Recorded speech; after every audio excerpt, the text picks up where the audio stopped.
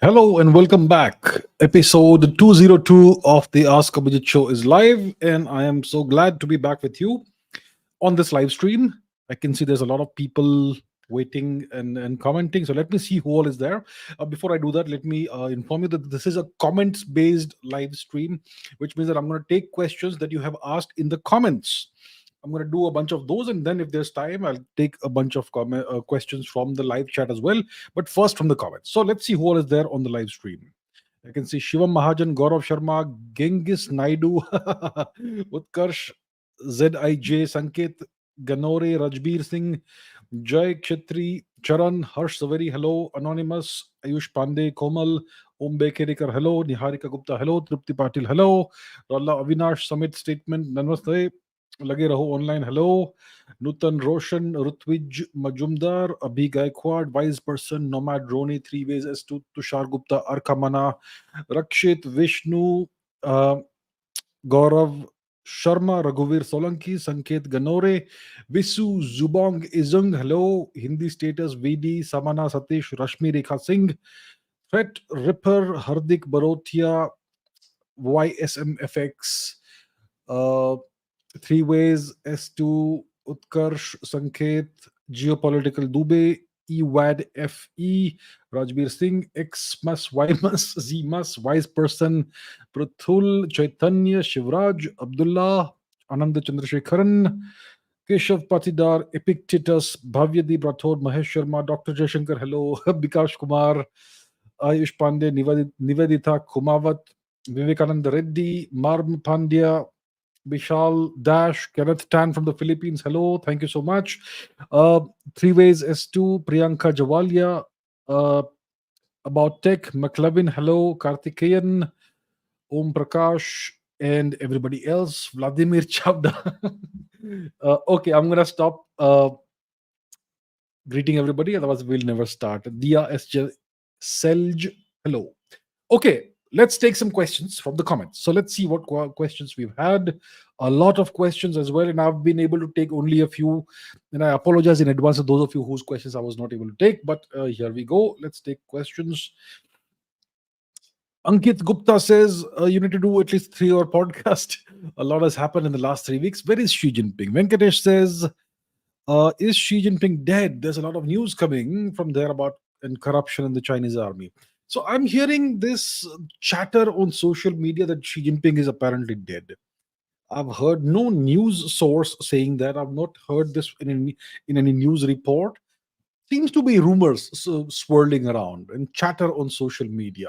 I'm not sure what the source of this news is or this rumor is. I'm not sure what the origin is. I have seen absolutely nothing that makes me believe that there is something wrong with Xi Jinping. Maybe he's dead or something.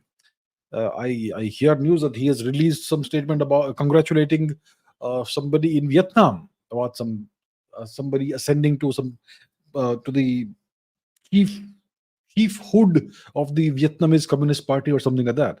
So there seems to be activity when it comes to Mr. Xi Jinping. I'm not sure who has started this rumor or what it is, but I have seen nothing that corroborates this. And I remember this sort of thing comes out from time to time. I think it was last year or the year before that there was this news all over social media. Even big channels carried it that apparently there's been a coup in China and Mr. Xi Jinping has been deposed. And I actually said at the time that Mr. Xi Jinping is actually consolidating his power at the time. And it turned out that I was right. So right now, I think I have seen no evidence that points in the direction of something having happened to Mr. Xi Jinping. So yeah, I would not take it that seriously. But let's wait and watch. I'm sure we will get some kind of news out of China soon enough. So I don't think there's anything that's happened to Mr. Xi Jinping from whatever I have seen thus far. Corruption in the Chinese army, well, there's corruption in China. There's corruption in every nation. The US is the most corrupt nation in the world. China, obviously, is a large nation. There's going to be some corruption at some levels. Mr. Xi Jinping has been cracking down on corruption. The Chinese Communist Party is known to have corruption, and there are very harsh penalties for corruption in China. Essentially, you get shot, or you know, uh, you get executed for being caught indulging in corruption. So it's very harsh over there, as it should be actually, and that's just the way it is. Okay, next question. Travel with Swap says, why did President Joe Biden step down for the 2024 election? So he has, Mr. Biden, or whoever is managing his account, has uh, announced that Mr. Biden will not be a candidate, presidential candidate in the upcoming presidential election in the US. And they have appointed Miss Kamala Harris, the current vice president, as the Democratic Party's nominee for the president of the US. So it's going to be Miss Kamala Harris versus Mr. Trump. That's what the election is going to be like. So why did Mr. Joe Biden step down? Well, I think the reasons are obvious. The guy is clearly in irreparable cognitive decline. He's way too old. Sometimes, even his height seems to change. Sometimes he's 6 feet, whatever, 1 inches or whatever his height is, and sometimes he's 6'5". What on earth is that? Sometimes he looks younger, sometimes he looks older. And as it is, he was not doing well mentally. He would shake hands with people, who would try to shake hands with people that weren't there on stage. And he always looks confused and disoriented. So it's no surprise that the guy or whoever is managing his accounts has announced that he is stepping down. He will not be contesting the election. And he has apparently uh, endorsed Kamala Harris's candidature for the US president's role. And people have been saying that it was she was in a rally and there was a message from Joe Biden apparently live, but it looked like it was a AI generated message. So there's all kinds of, I don't know, questions being raised about Joe Biden. Yeah, people are saying there are body doubles of Joe Biden. There are play acting instead of him. Maybe he's somewhere in some institution somewhere, or who knows what. So it's clear that if the guy runs for election, he's gonna lose. Okay, no matter what they do with the with the votes, he's gonna lose because no one can vote for a guy like that, a guy who is way past his expiry date. So that's why Kamala is now gonna run as the Democratic candidate. And what should actually happen as part of the procedure in the US is that each party has what's called a round of primaries, okay, which is an internal election. And you have debates between all the candidates from the Republican Party and the Democratic Party for who's going to be the official candidate from that party. So let's say from the Democratic Party, there's going to be like 5 or 6 or 7 or 10 people who want to be the presidential candidate from that party. So they're going to have debates, etc., live debates, televised debates, and then there's going to be voting in all the states, and then the nominee will be elected. So that's how it generally happens. But in this case, they've just selected this lady, Kamala Harris, undemocratically, I would say. But that's the nature of uh, politics in the US. It's not really a democracy, it's an autocracy masquerading as a democracy. So, no big surprise there. So, that's the situation in the US when it comes to the Democratic Party's nominee for the upcoming presidential election. Okay, a couple of questions about Mr. Trump. Rajat Chopra says, was Trump's assassination attempt pre planned? Will this event influence the upcoming presidential elections in the US? And Sanya says, do you think there's a chance for Trump to win this year's election after the assassination attempt and the ongoing anti Trump campaigns? Look, there's going to be ongoing campaigns against him. It's going to be orchestrated and paid for by the Democrats, which is normal. The parties oppose each other and they want their candidate to win. So that's normal.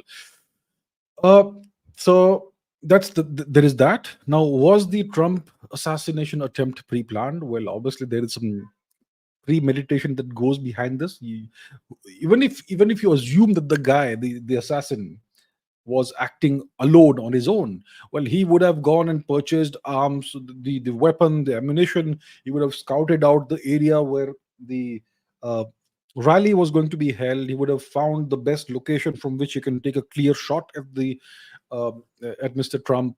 He put a ladder there, or somebody put a ladder there, and then he climbs up on the roof of the thing. He lies there for at least an hour in wait, and then he takes the shot or multiple shots. So clearly there was planning behind this. Obviously, it was the best possible location from where you can take a shot, from where anyone could have taken a shot at Mr. Trump. And to security personnel, It was the glaringly obvious place from which any potential assassination attempt would happen. And that's the daily job of the Secret Service in the US to look out for these things, and they completely failed at that. So it looks like there's more to this than catches our eye. And the US has had a history of such things.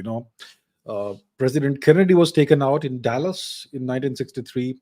Then later on, when his younger brother Robert F. Kennedy he was a presidential candidate. He was also taken out, and yeah, that was very tragic, etc. So these things are known to happen in the US. So yeah, that's what I can say about that. It's something is very murky in here. Something's very fishy. Will this event influence the upcoming US presidential elections? Clearly, there's going to be uh, an impact of this in the elections. In the election, assuming Mr. Trump survives and there's no more attempts on his life, and the election actually goes ahead, then clearly there's going to be a significant impact of this on the election. Lots of people have come out in the open after this attempt in the support for Mr. Trump. For example, Elon Musk has publicly endorsed Mr. Trump's candidature. Other people, Hulk Hogan, the wrestler, and many other people have now come out in the open and endorsed Mr. Trump.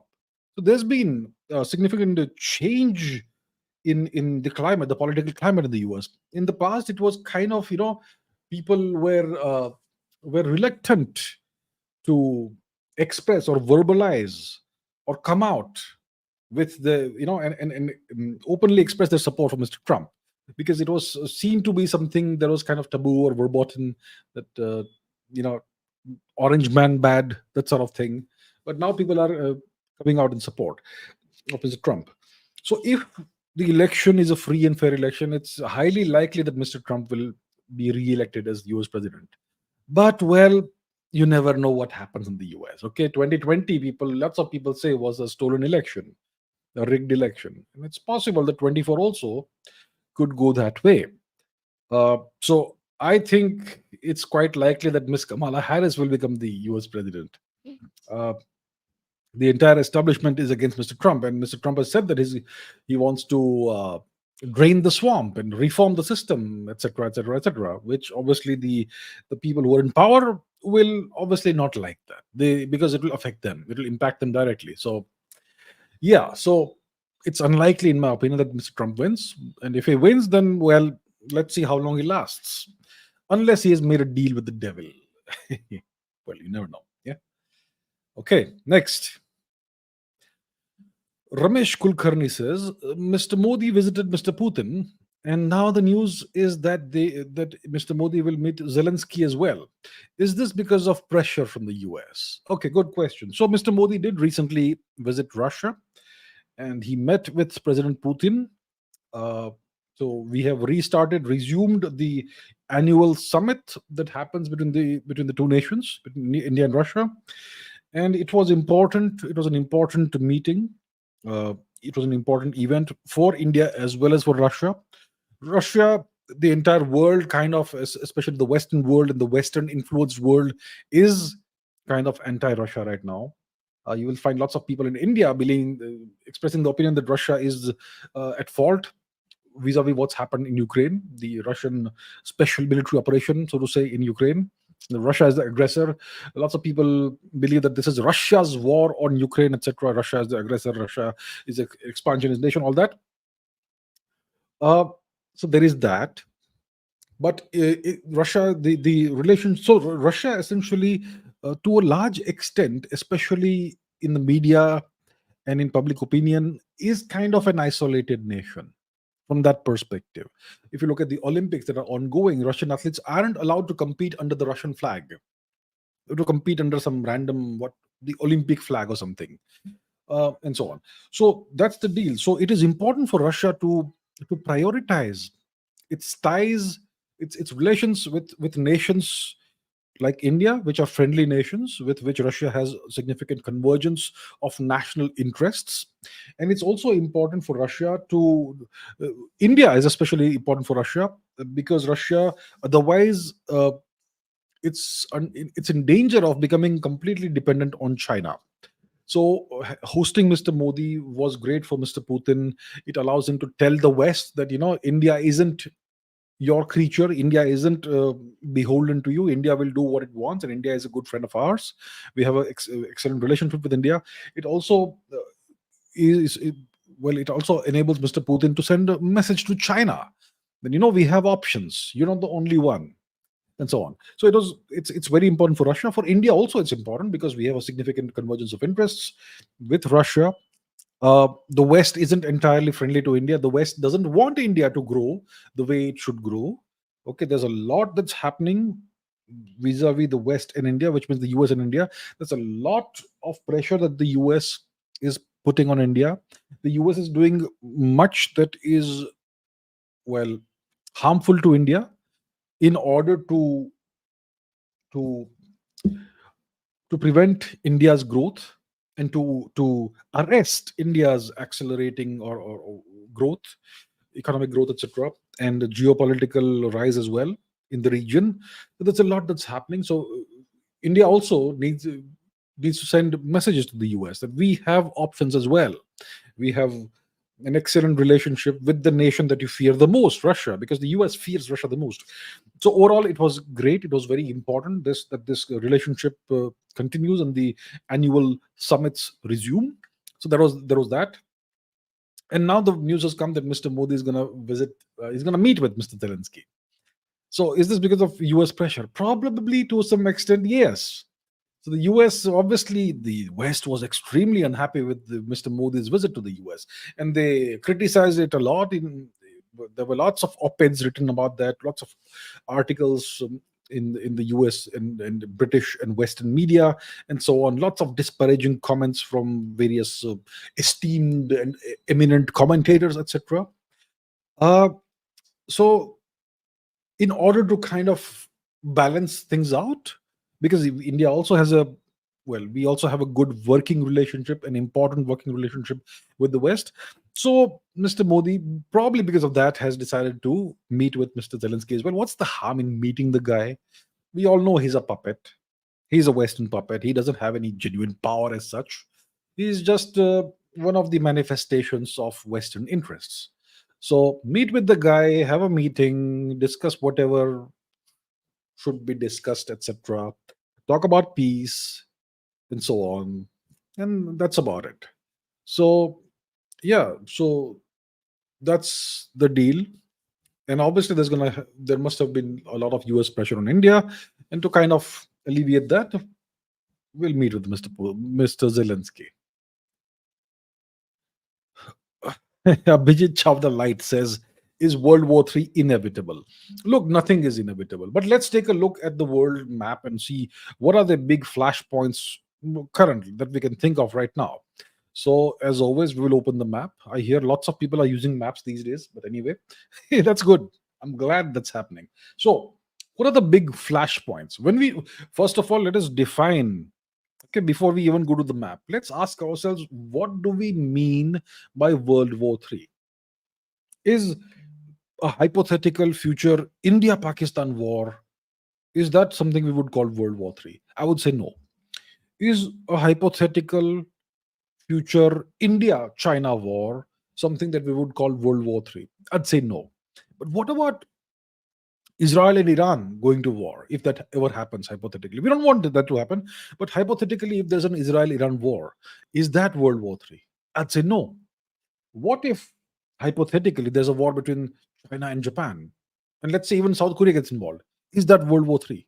I would say no. What if there's a hypothetical future China US war? Is that World War III? I would say we could be close to World War III in that situation, but it's still not World War III. So, what is World War III is the question. Well, first of all, World War III is a war that will involve nuclear weapons, unfortunately. We never want that to happen, but my definition of World War III is, first of all, it's a cataclysmic war that involves nuclear weapons. And secondly, it has to involve the US and Russia. If it's just the US and China fighting each other, it's not World War III. It has to be the world's two most powerful nations. which means the nations with the largest nuclear arsenals. And Russia has more nuclear warheads than the US. Russia is the world's largest nuclear power. So World War III necessarily involves warfare between these two powers: the US, which is a superpower, which is the only superpower, and Russia, which is a near superpower. So that's World War III, a war between the US and Russia, and unfortunately, nuclear exchange, which obviously will obliterate the world, the earth. So is that inevitable? So, what would it take for the US and Russia to go to war? Obviously, it will not start with Russia lobbing nuclear weapons at the US, or the US lobbing weapons, missiles or whatever at Russia. It probably will start somewhere else, and then there's a escalation chain. There's an escalation ladder that gets ramped up, and that's what happens. So it could start with a China-Taiwan conflict, perhaps, or it could start with something that goes wrong in West Asia, the Middle East. It could start somewhere, and then things escalate. It could even the Ukraine situation could escalate into a potential World War III situation. So let's take a look at the potential flashpoints. So India, Pakistan, if there's a war between these two nations, it will not last very long unless the Chinese get involved, in which case the Americans may get involved, okay, if they want to. But I don't see Russia getting involved in this matter if such a hypothetical future war ever happens. So India, Pakistan is not a World War III flashpoint. What about India, China? If India and China go to war, the US may get involved, and then there could be a China US conflict, let's say.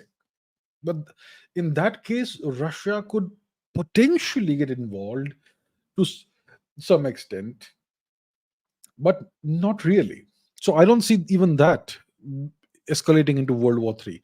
What about the Taiwan situation? China, Taiwan. If China makes a move on Taiwan, well, what will happen is that Taiwan will be obliterated, nothing will be left, and China will get a hollow victory. If China actually succeeds in taking Taiwan, most likely they may not succeed in taking Taiwan. But does this escalate into World War III? Well, if China makes a move on Taiwan, the Americans will operationalize their military bases in South Korea and Japan and Guam, etc. So that could escalate into a proper, full scale, full blown US China conflict. But once again, there's no need. Russia, from its perspective, will see no need to get involved in that. The Chinese may ask for aid from Russia, but why would the Russians imperil their own nation in such a war? They could help China with material, etc., uh, natural resources, weapons, etc., but they may not get involved directly. So, where could World War III start? Well, right now there's Middle East, Iran, Israel. Well, I don't see a US Russia military exchange coming out of that, unless Syria is involved. And we know that the Russians have uh, military assets in Syria. They have Latakia is a place where the Russians have a port, Latakia port. So the Russians use this port, and there's an air force base also somewhere nearby that the Russians use, and that's how they have been able to stabilize Syria and prevent the government of Syria from falling, because the Americans tried to take out the Syrian government in the 2010s. And that's how the entire ISIS angle came into play, etc. But the Russians have been able to prevent the Americans from effecting regime change in Syria. So Syria, Iraq, etc., you could see some potential US versus Russia action, maybe proxy action, etc. But once again, it doesn't escalate into World War III. So right now, as of today, the only place where you could have an escalation is probably Ukraine. If US soldiers or NATO soldiers put their boots on the ground in Ukraine and there are direct Russia versus NATO clashes, in that case, you could see an escalation. And yeah, so right now it looks like Ukraine is the only place where such a thing could happen. So my main point is that US versus China, if there's a war, that is not World War III. World War III is only if the US and Russia go directly to war. That is World War III. And then there's a chain reaction, and unfortunately, nukes, if they ever get used, it obliterates the planet. So one hopes these scenarios never play out. One hopes these things never happen. So, in my opinion, World War III is definitely not inevitable. We don't want that to happen, and hopefully, sane minds prevail. Okay. Okay, a bunch of questions about Haniyeh. Ronak Mondal says, why did IRGC kill Haniyeh? Iranian Revolutionary Guards Corps. Really? Is that what you're saying? Is that what you're alleging? The second question is by Samana Satish. The Arabs have kept quiet at the assassination of the Hamas chief, Mr. Ismail Haniyeh. Are times changing? Are they not funding terrorism anymore? And Priyanka Taneja says, are we heading towards some serious escalation in West Asia, considering the recent attack on the Golan Heights? Is it worrisome for India? Please share your thoughts on this. Okay. So there's a lot that's happened of late in West Asia. So once again, let's take a look at the map of the region. West Asia is this region. So Iran is kind of between the subcontinent and West Asia. I would not call it a Middle Eastern or West Asian nation. Technically, you could even say that you could even argue that it's part of the Indian subcontinent, extension of the Indian subcontinent. But for the purpose of this of answering this question, let's say Iran is kind of part of the West Asian landscape or Middle Eastern landscape. So what's happened is that the Hamas chief Ismail Haniyeh was in Tehran.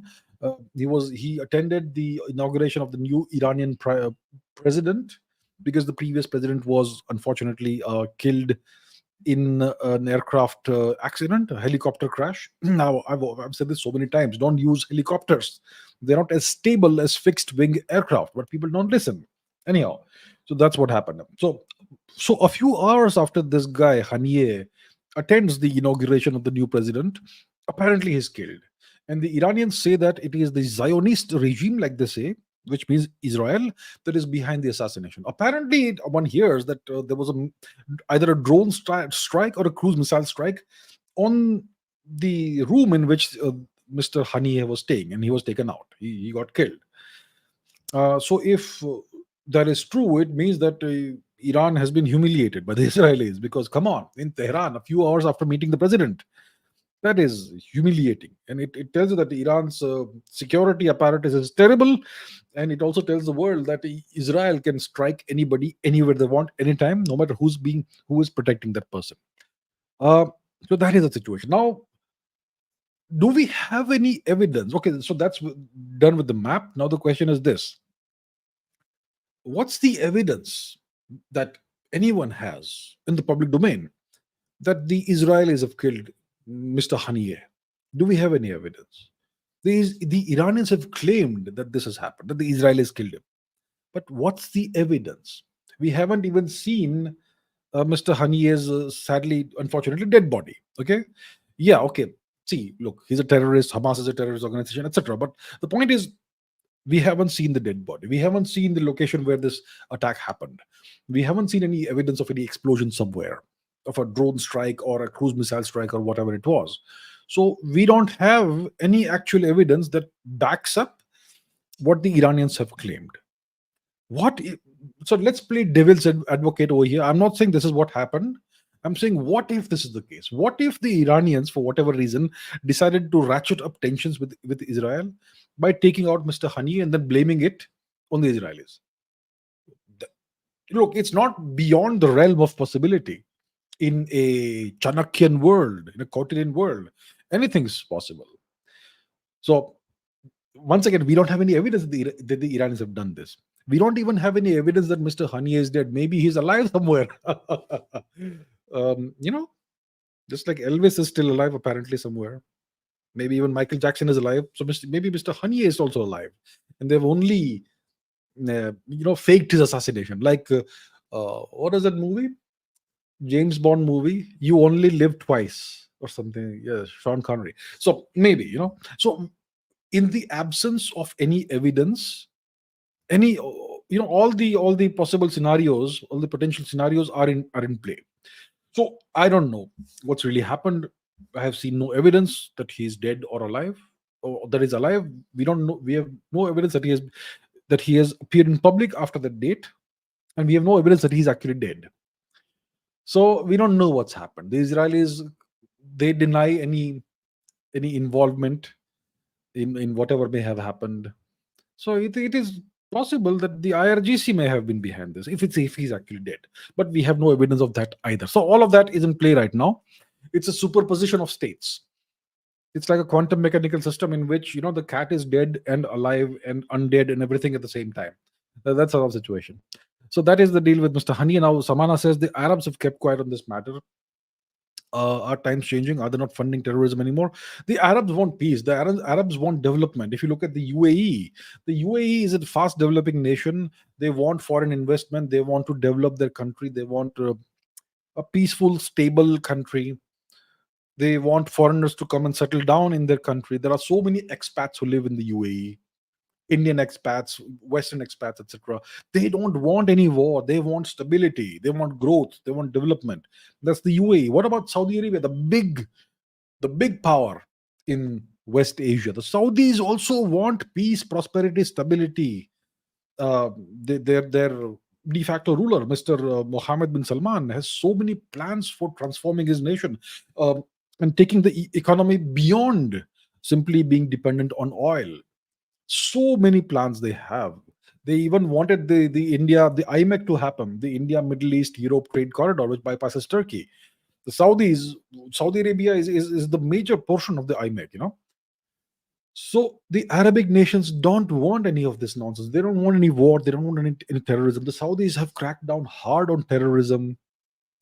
The UAE doesn't want terrorism. None of these nations in the Middle East want terrorism. All of them have excellent relations with India. That's also another coincidental factor, or maybe not a coincidence.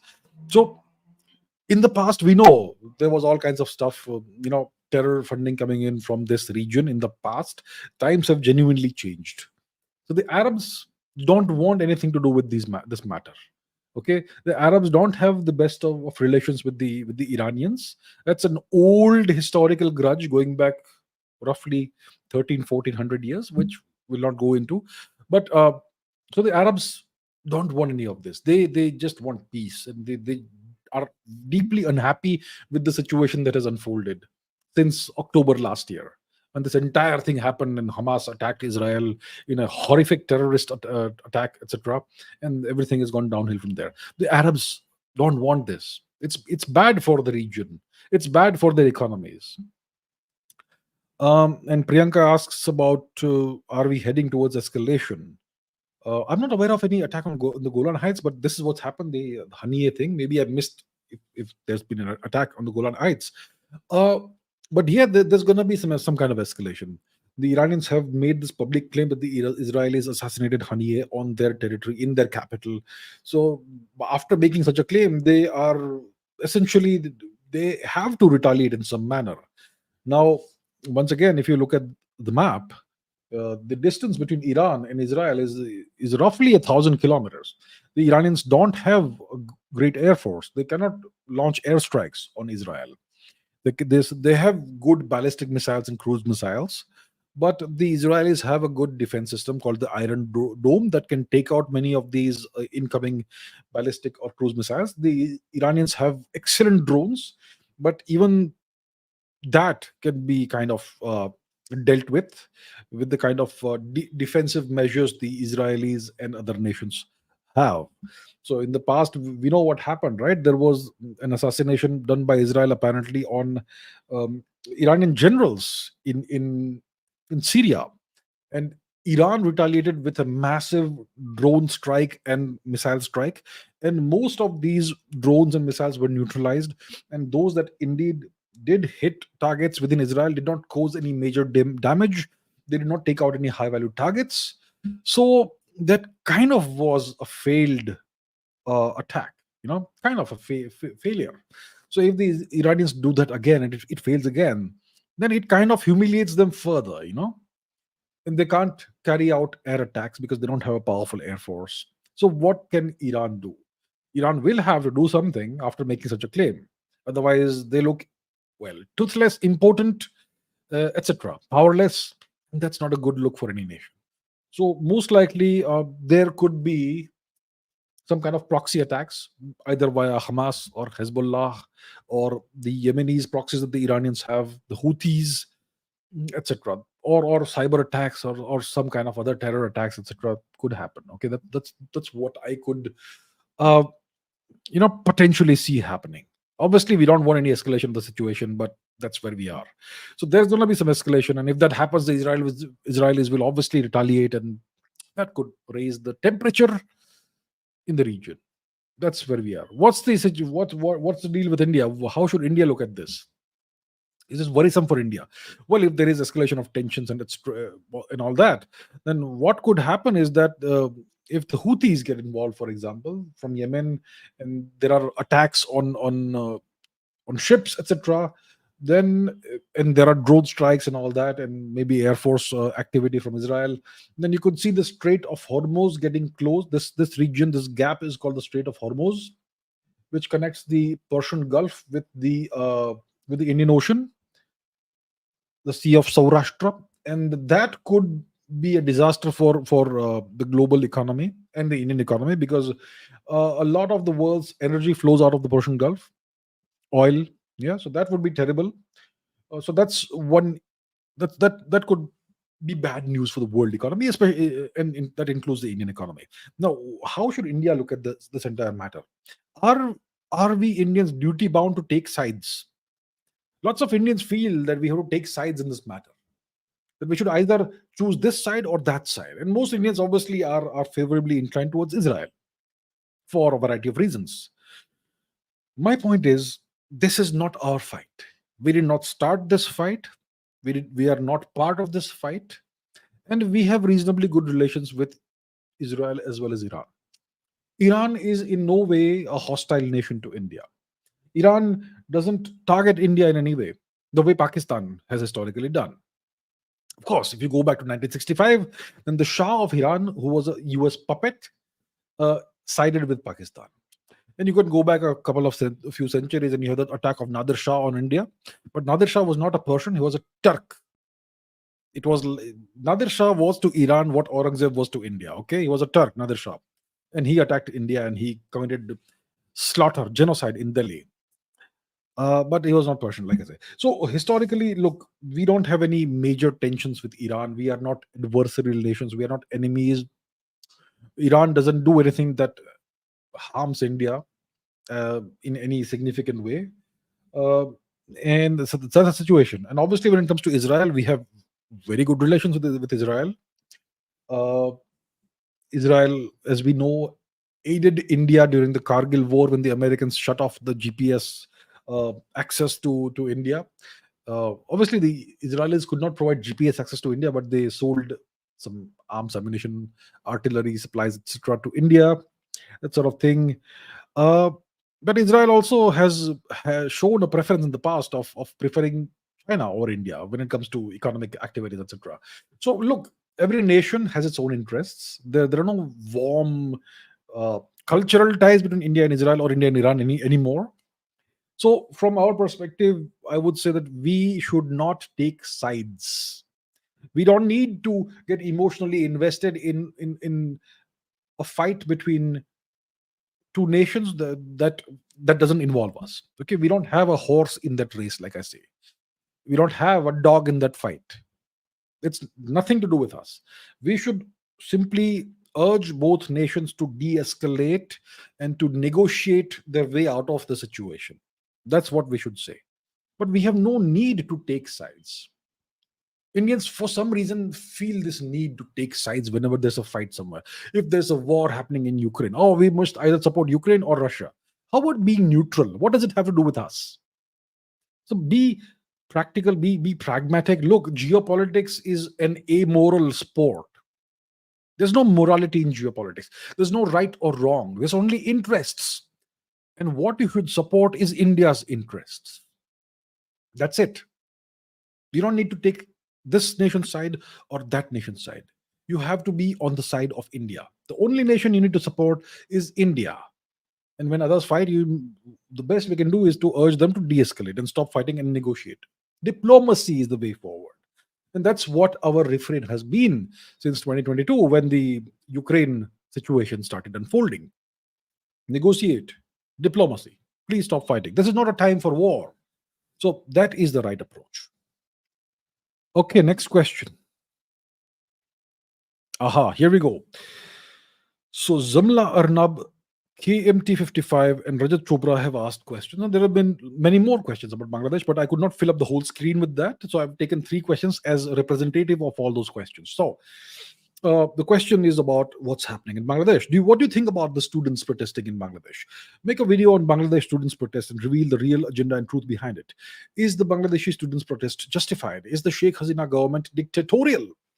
So there's been a lot of chatter on social media. Lots of people are, and even Indians, who are saying there are lots of Indians who have been saying that the Sheikh Hasina has turned into a dictator and she's crushing the poor innocent students' aspirations. And there's been some quota thing. Look, you know, student protests are a tried and tested method for effecting regime change in various nations. Okay, students can be very easily made to do things which they have no comprehension of. Take some issue, any random issue in the country, have the professors inflame the sentiments of the students, because professors are persons in authority, and we in the subcontinent are slavish towards authority, right? We wholeheartedly do whatever those in authority tell us. We believe them, we worship them, we regard them with reverence, etc. Especially we in the subcontinent, no matter what our religion is, we have this ingrained in us that those who teach us are our gurus. Well, in today's education system, including in Pakistan, Bangladesh, etc., your teachers aren't your gurus, they're your service providers. That's not what a guru does, what these teachers do. Anyhow, so it's so easy, it's incredibly easy to manipulate the sentiments of students, to inflame their uh, emotions, and to get them to, do mass protests, etc. If you control the academia, and most academic systems in the subcontinent are, well, you could say, deeply influenced by outside external actors, especially Western actors with deep pockets. Also China, Confucius institutes, etc. So uh, so with that understood, we have to understand the role that Bangladesh plays in the subcontinent. Obviously, I'm sure you all know where Bangladesh is. It's right next to India. It is East Bengal, historically part of India for thousands of years, but now it's a separate nation since 1971. So, Sheikh Hasina, the Prime Minister of Bangladesh, is a pro India leader. And India and Bangladesh have been working together on a number of issues, and it's been a very positive relationship we have had with Bangladesh ever since she has become the leader, the the Prime Minister of Bangladesh. So, as of today, Bangladesh is one of the few nations in the subcontinent that is genuinely pro India. Look at Nepal, it is deeply influenced by the Chinese and the Americans, and it is overall the political climate is anti India in Nepal. Bhutan finds itself caught between a rock and a hard place, so there is that. Myanmar is in civil war. Sri Lanka, well, it's been pro China for well, especially when the Rajapaksas were in power. We know what's happening in the Maldives, pro China. Pakistan, the less we speak about it, the better. Afghanistan, well, okay, not overall a bad relationship, and Iran, overall a reasonably good relationship. But Bangladesh is the only nation that is genuinely pro India. It's because Sheikh Hasina is pro India. And so, and the Americans want regime change in Bangladesh. And Sheikh Hasina has taken the unprecedented step of making the allegation multiple times that the Americans have been trying to interfere in Bangladeshi politics.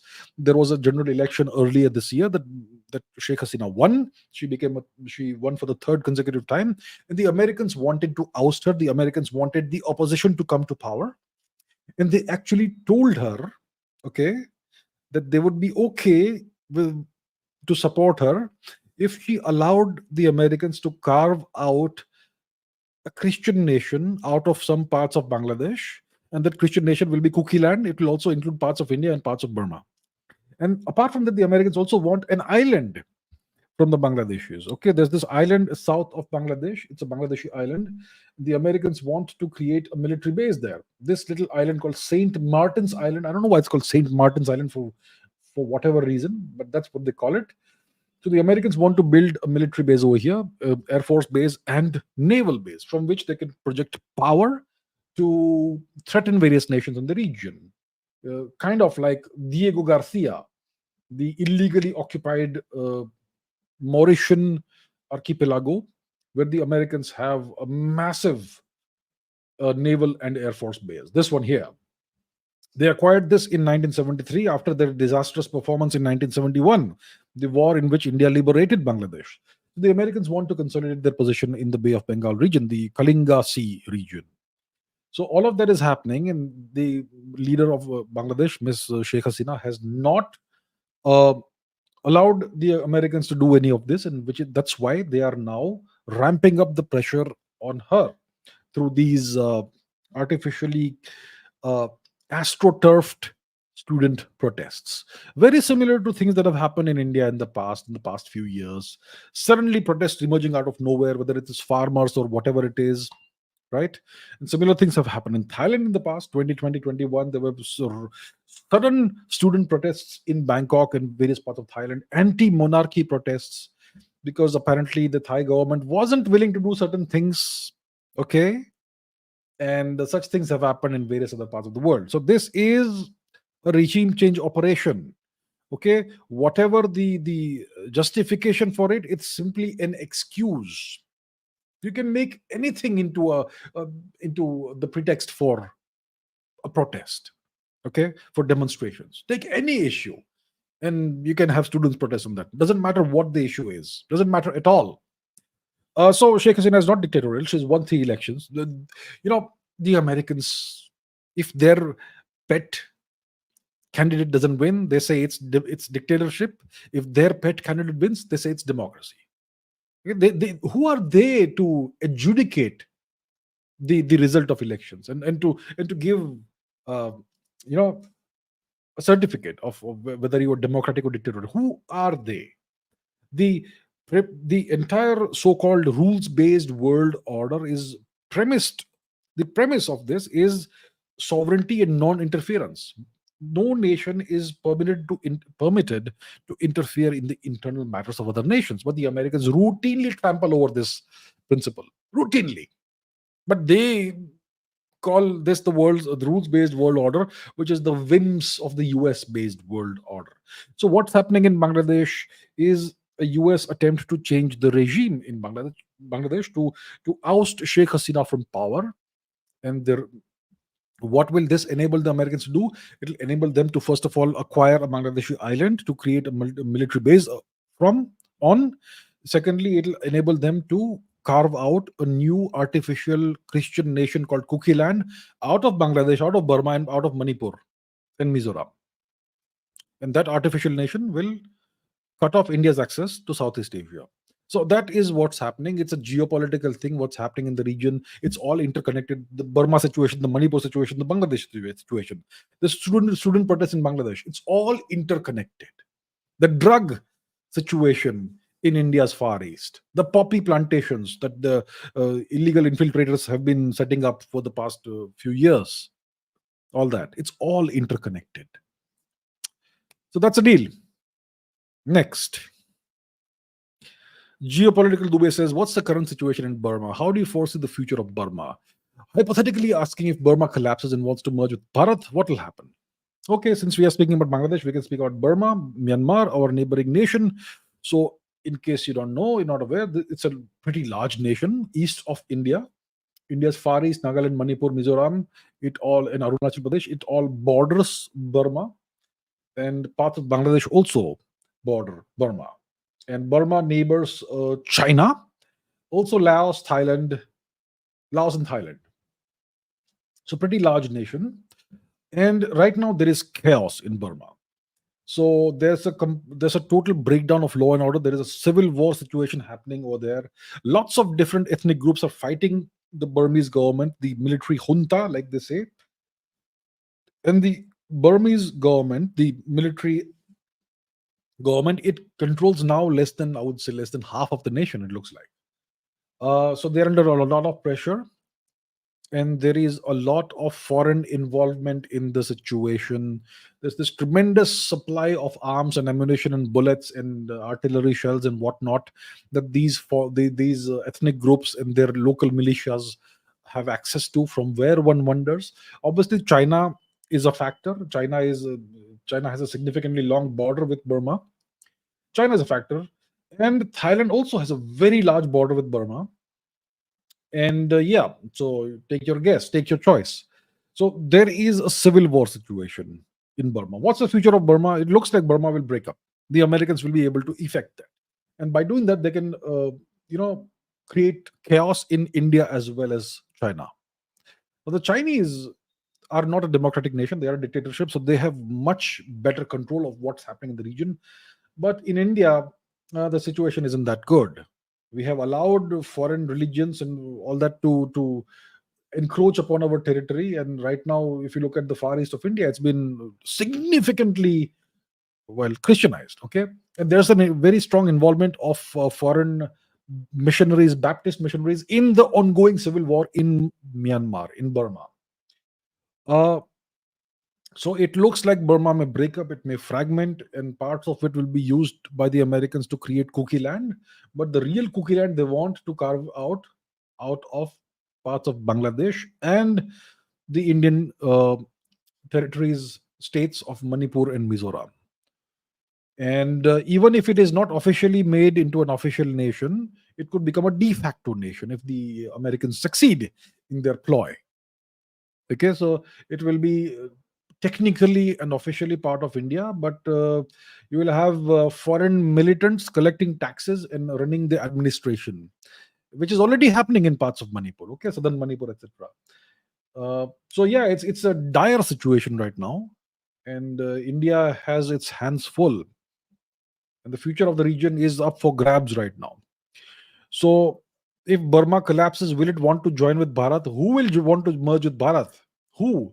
Which government? Which people? Which authority? If Burma collapses, as may happen, it may fragment and break up. And you'll have lots of little ethnic groups who will claim sovereignty, claim independence, etc. But yeah, it will not happen. And so the situation is not like it will want to merge with Bharat. The situation is, which could happen, is that it will want to claim territory from Bharat, this new nation of cookie land. Okay, so that is what India is up against right now. And the situation, this entire matter, there's no immediate solution to that. The roots of the problem are ancient, going back to the British times. The British, see, wherever there is chaos in the world, if you go back in history and look at the roots of the conflict, you will find the British involved there. The British started this, then Mr. Nehru made things terribly worse by allowing foreigners to change the demographics and culture and religion in the far east of India. And now, the past few years, there's been this tremendous influx of foreigners into India, and that's caused the situation. These foreigners are not even Burmese, by the way. Okay, they don't speak the Burmese language, they don't respect Burmese culture. They're fighting the Burmese government. So the future of Burma, to answer your question, looks dire right now. The nation may break up, may fragment, and new nations may emerge out of that. And that's the overall objective that the Americans have. Rima Das says, in one of the recent Ask Abhijit episodes, you explained how Europe is orchestrating a mass Christianization campaign in Northeast India, Far East India, and neighboring countries. Then why are they allowing the demography of European nations to change with such large scale immigration? It seems ironically counterproductive and doesn't make sense to me. What's the purpose behind this? That's a good question. Excellent question, Rima Das. So, so it's not Europe that's behind the mass Christianization that's happened in India's Far East. The mass Christianization, the roots of that go back to the 19th century when the British were doing this. And after India's independence, Mr. Nehru forbade any Hindu religious people from going into the region, and he brought in lots of American Baptist missionaries to completely change the demographics, religious demographics of places like Nagaland, etc., on an industrial scale, and it succeeded brilliantly. So it happened in the 19th and 20th centuries. By the late 20th century, most of Nagaland was Christianized. Mizoram is already anyway Christianized because they're all well, Mizo, Zomi, same thing. So all that. Um, so it's not the Europeans who did that. The Baptist missionaries were American missionaries. Okay, and Europe is not a geopolitical actor. It's an economic actor, sure. It's not a geopolitical actor. Europe is not a sovereign region. None of the European nations are sovereign nations. The only sovereign power in Western Europe is the United States. The US controls Europe, whether it is through the European Union or through NATO. So if you're a member of the EU, you don't have full sovereignty. You have pooled sovereignty. You have to give up some sovereignty to the EU. And it's Brussels that will decide the fate of your nation and what happens in your nation and the policies, economic policies, and other policies. And that's why immigration is happening in Europe. Okay. So, first of all, Europe isn't doing this. Europe did not do this in the 20th century. The UK did that in the 19th century and in the early 20th century, as long as they were there in power. And after that, it's been the US that did this. The mass Christianization in the far east of India. Europe was not part of that. Let me repeat that. Now that we understand that the Americans were behind this, now let's understand what's happening in Europe. There is mass immigration in Europe. A couple of nations are holding out, like Hungary, Poland, etc. But the other nations have opened their borders and embraced these immigrants who are generally from the Middle East, from West Asia, or from Africa. Very few women and children, mostly military age men, young males. And that is what's happening in Europe. So the Europeans seem to have no agency in this. All the nations in Europe, they simply have to obey whatever Brussels tells them. Brussels is where the European Union's it's the European Union's administrative center, the power center, etc. And who controls the EU? It's the US that controls the EU. So the Americans are essentially uh, behind, one could say, the attempt to re-engineer the demographics of Europe, and it's obviously working. And there is some pushback from various parts of Europe. I mean, right now there's a riot situation going on in the UK. The native indigenous people of the UK are trying to protest the large-scale immigration that's happening in the UK. Well, it won't succeed, I guess. And we know the situation in France. There are riots from time to time. Paris was under siege multiple times last year.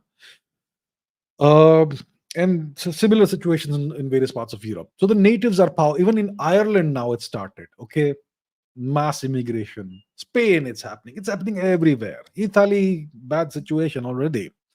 So the natives of Europe are helpless. Some power, the only power that's really in charge of Europe is the US since 1945. So they are now essentially re-engineering the demographics of Europe, the um ethnic demographics as well as religious demographics of Europe. And there is mass immigration happening in the US also. Yeah, people from various third world nations entering illegally. The Democrats are engineering that. So all that is happening. Is it counterproductive? No, it's all about control. It's all about controlling these nations. The nativist sentiment should be smashed. For example, Germany. Okay, the Americans, when they think of Germany, today's Germany, they still see this picture of those marching boots and those Hugo Boss uniforms, Nazi uniforms. They still see that. And the Nazis had this idea of racial purity. They had stolen the term Aryan from us, and it was all about white supremacy, European supremacy, the master race, the Übermensch, all that. So, what if you simply dilute the ethnic demographics of Germany and have the German population mixed with people from West Asia and Africa? Then there is no white race left anymore, and the entire fear disappears because there is no allegedly master race that exists anymore. That's how you neutralize nations. That's how we neutralize nations. How were the Native Americans neutralized? If you go to the US today and you stumble upon somebody who has Native American ethnicity, you will find that none of them are pure Native American. They're all mixed with the European settlers. There are very few pure blood Native Americans left in the US or in Canada. That's how you destroy a people. That's how you destroy an ethnicity, by having them, well, mix with settlers and colonizers. So there is an attempt that's happening right now to change the religious and ethnic demographics of Europe so that Europe is no longer is never a threat again, and then it can be controlled through various means. So it's not happening. So all these mass Christianization that happened in India's Far East and whatever's happening in various other parts of India right now, for example, Punjab, for example, Nepal. Nepal obviously is not part of India, but part of the subcontinent. All of that is being engineered. Well, recently, it was in the news that the Americans, via certain proxies, had allocated significant amounts of funds for the propagation of Christianity in Nepal. And we know what's happening in Punjab. Okay, industrial scale conversion of mostly Sikhs to Christianity. Most of this is coming out of the US. Okay, so it's not Europe that's behind this; it's the United States. And what do you achieve by Christianizing a region? You achieve the ask the Japanese, ask the Chinese. The Chinese and the Japanese wrote about this. They said that they wrote about this in the 18th and 19th centuries.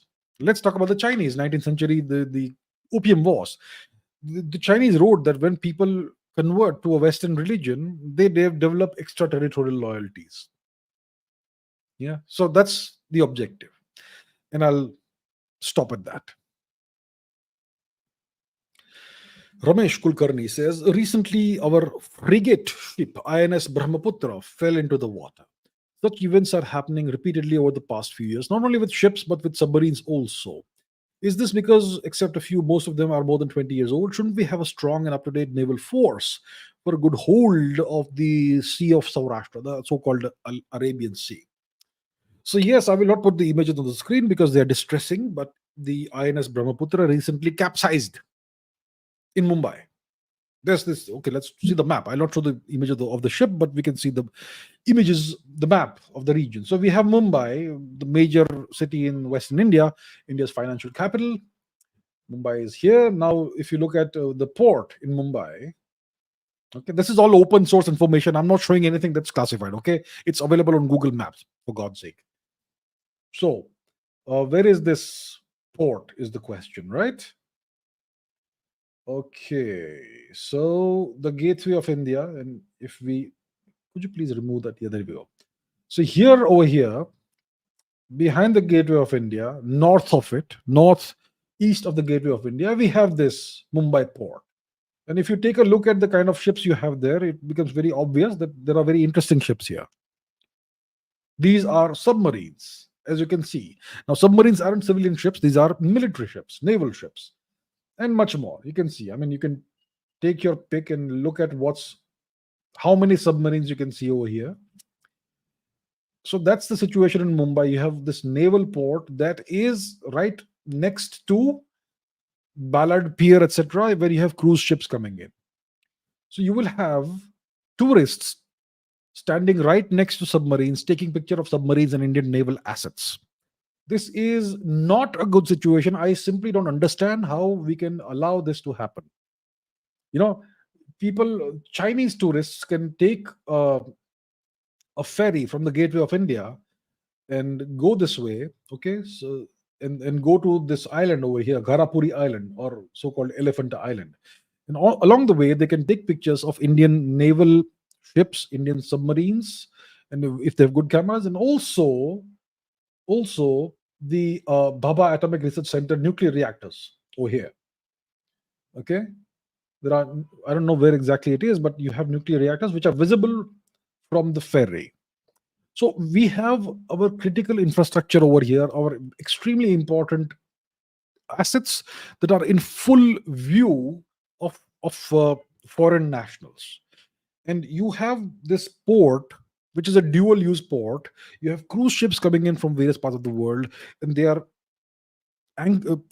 putting down anchor right next to India's precious military assets. Isn't this a security? I mean, a very bad security situation. Isn't this something has to be done about this? You can't have our military assets right next to.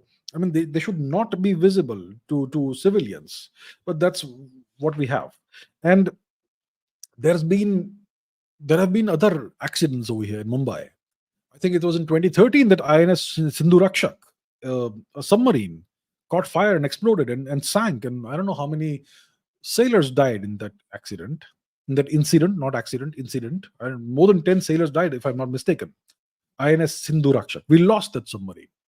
One of the few submarines we had. And there have been other accidents as well. So there is something fishy going on in this port in Mumbai, and I don't know why this is the case. Why isn't this being investigated properly? And why aren't these security lapses, let's say, being nipped in the bud? Identify the source, the root of these lapses, whatever's going wrong, and rectify it, take the right action. I don't know what the hell is going on. So that's where we are when it comes to Mumbai. Yeah, you're right. Such events are happening often. If you have even 3 accidents in 10 years, that's bad. So there are obvious security risks over here. Obvious security risks. You will find tourists posting pictures on Instagram or whatnot with submarines behind them. Indian submarines. How can you have that happen? Uh, and of course, you're right that many of our naval assets are old. Some of them are more than 20 years old. Some of them are even older. Um, so I agree that there are all these problems, not just in Mumbai. I'm sure there are other places where they need to look into the matter as well, such similar things. Uh, we need to have a very powerful navy. Look, we are, see, let me show you the map once again, because the map tells you everything you need to know. So let's zoom out of Mumbai. Look, India's access to Eurasia is cut off by Pakistan and China. Pakistan occupies parts of Kashmir and because of that, we no longer have access to Afghanistan. We no longer have access to Tajikistan or Tibet.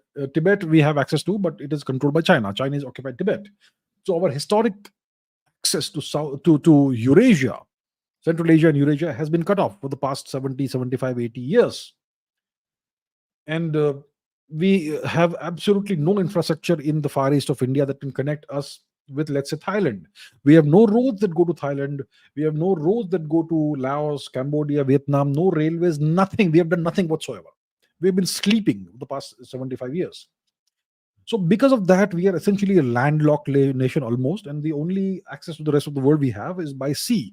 So it is extremely, and we have this God-gifted geographical position that dominates the entire Indian Ocean region.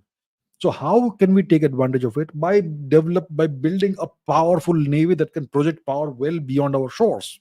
But we have not done that. We have a good navy. We have a strong navy, probably the strongest navy in the region. But it is, I would say, we need to do much, much more. We need to dominate the region. We need to be visible wherever anyone goes in the Indian Ocean region, even south of the equator. Why not? We have some assets in the region, but we certainly can do more. We need to become a major, dominating maritime power. And I don't see that ambition, unfortunately. I don't see that ambition. We have limited resources, and what are we doing with those resources? We are investing in concentrated lethality, while we should be investing in distributed lethality, which is way scarier and way more effective. But yeah, we have geniuses and we have very intelligent people and experts, eminent experts, who say that we should have more concentrated lethality, naval, in the naval sense. If you know what I mean, then you know what I mean. Okay. Praveen Gudaparti says the US has declared Edmundo Gonzalez the winner of the Venezuelan election. Secretary of State Shri Anthony J. Blinken, in a newly released statement, challenged the official results of Venezuela's presidential election, asserting that opposition candidate Edmundo Gonzalez Urrutia is the legitimate winner of the July 28 vote, not Mr. Nicolas Maduro. One should wonder why the US believes that it knows the results of the elections of foreign nations more than the nations themselves. Who are the Americans to declare results in nations that are not the US? It's a good question. And the US does this on a routine basis. They are the world's super cop. They are the world's only policeman. They are the global super cop. And they are the sole and final arbiter globally of what is democratic and what is not democratic. And now they have begun to announce the results of elections in other nations. Uh, so yeah, look, I would say that why is I'll say why are you surprised by this? They can, so they do it. They have earned the right to be this hypocritical by becoming so powerful. They're the only superpower in the world, and so that's what they do. So in the future, they may declare results in Thailand or declare results in I don't know, India someday. They may do it to India as well if we are not careful. So once again, let me talk about the rules based world order. The Americans keep on harping about international law. That so and so thing goes against international law. So and so thing goes against international law. This is not right. That is not right. We need to respect international law. We need to respect the international rules based world order.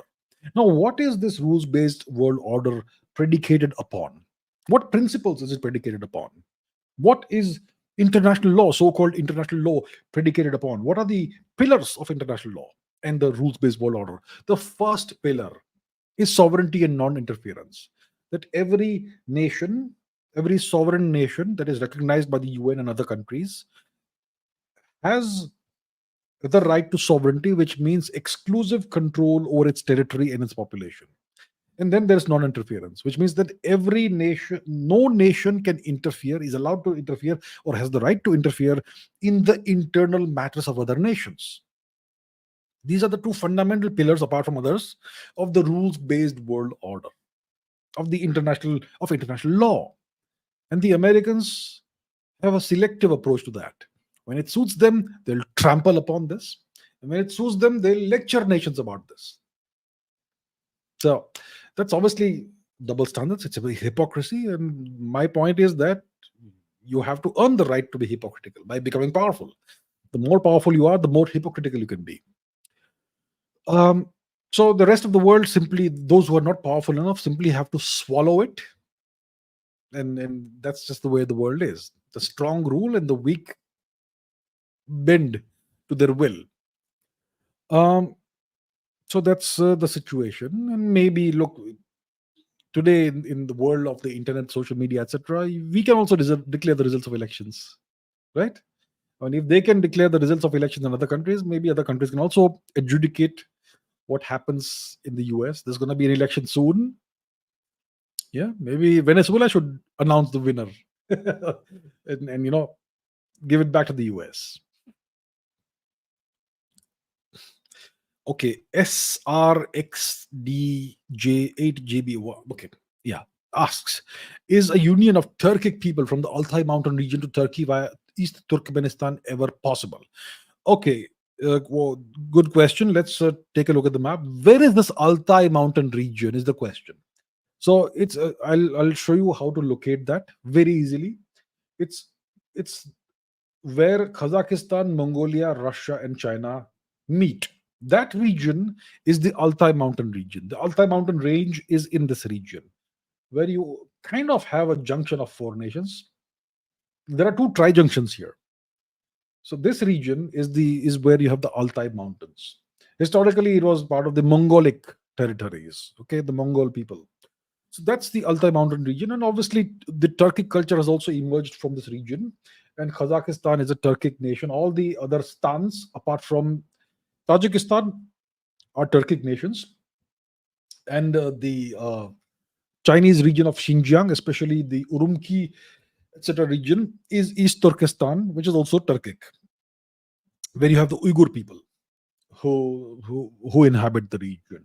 Okay, so this entire region is inhabited by Turkic ethnicity people and Turkic speaking people. They speak various Turkic languages. And obviously, you also have Turkic people in Russia, okay, the Tatar people, etc., and various other peoples. So there is a significant Turkic population in a very large part of Eurasia, and it goes all the way to Turkey. Azerbaijan is a Turkic nation. Georgia and Armenia are not Turkic nations, and neither is the Caucasus region, which is more of an Iranic region ethnically and linguistically. But you have Turkey over here in the Mediterranean region in Anatolia. So that is the geography of the question. Now the question is a union of the Turkic people, which spans this entire geographical extent, is it possible? Well, nothing is impossible. And the Turks, especially Mr. Erdogan, would like to make this happen. And to make that happen, he will have to erase a couple of nations from the map. One is Armenia, the other is Georgia. Georgia, obviously, they will not go into, but they would want to erase the small ancient nation of Armenia from the map of the world, so that Turkey can connect with Azerbaijan fully, and across the sea, across the Caspian Sea, they can connect with Turkmenistan and the other Turkic nations, and they can create this Pan-Turan corridor. Turan is the Turkic homeland, so to say. So they want to make this happen. They would like to see this happen, but it goes against the interests of nations like Russia, and even the Americans wouldn't want this to happen. So it is possible, but it is difficult for the Turkic peoples to achieve this because of the interests of more powerful world powers. Saint Crocodile says, what are your views on the woke madness that happened in the Olympics opening ceremony? How will this woke opening ceremony affect the political scenario of France and Europe as a whole? Look, what we witnessed during the opening ceremony of the Olympics is not something that will affect the political scenario of France and Europe. It is not something that will affect the scenario. It is a symptom of the political climate in the region. Okay, it's a symptom, it's a manifestation of the politics, of the political climate, the dominant political narrative in climate in the West, not just in France and Europe, but overall in the West. And all of this has emanated, well, if you trace it back, it it all emanates out of France, going back a couple of centuries. But one could argue that wokeism started in France. La Révolution Française, the French Revolution, was the first woke revolution, one could say. One can even go back further back in time, but we can start from France, uh, lowering of standards, targeting the nobility, beheading Marie Antoinette and her husband Louis XVI. And in the Olympics opening ceremony, they had Marie Antoinette's decapitated head sing some song. I didn't see the whole thing, but it was ghastly to see that.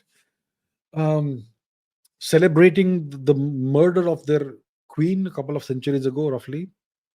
Still doing that, and all the other things that they displayed in the opening ceremony, ghastly, absolutely ghastly.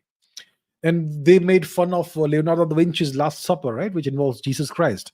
Now, I'm not Christian. I have no great love for any religion apart from my own, but I was kind of offended by seeing that. What are you people doing to your own culture? I mean, it is your own culture now. The Europeans once had a pre-Christian culture, but that's been smashed out of existence more than 1,000 years ago. And for 1,000 years, most Europeans have been believing in this specific religion, Christianity. And now, and even today, lots of Europeans practice Christianity. And look at what the powers, the ones who are in power, look at what they're doing. They're mocking their religion, they're mocking their culture, and they are mocking their powerlessness to do anything about this. Sad to see that.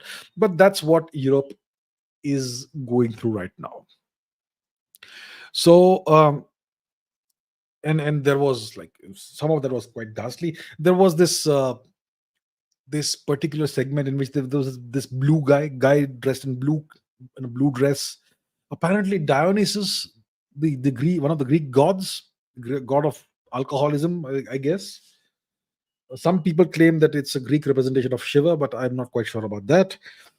But it was not about honoring the pre-Christian gods of Europe or Greek gods. It was about disparaging the culture that most Europeans follow today. So yeah, it's what it is. Um, so wokeness is in control. It's in power now, and the people of Europe are essentially helpless to do anything about it. That's what it tells you. So there's no democracy in Europe. If there was genuine democracy, then these parties and these politicians that espouse these views, they would not be in power. But they are. So there's no democracy in Europe today. None whatsoever. Rajat Chopra says, are imane khelif allegations valid? Let's figure out who imane khelif is, shall we? So let's go to our friend Google. And so this is to do with the Olympics and boxing and women's boxing, to be more specific. Imane Khelif.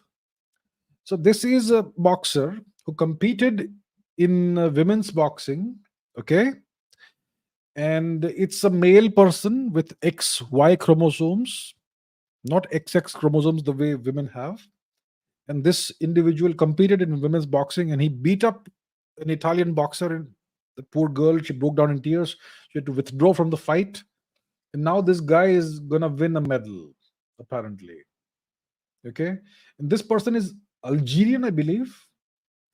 And in Algeria, it, generally women wear hijabs, right? It's an Islamic nation. So this is the Italian girl who was beaten up by the guy. Uh, now, uh, so childhood photos.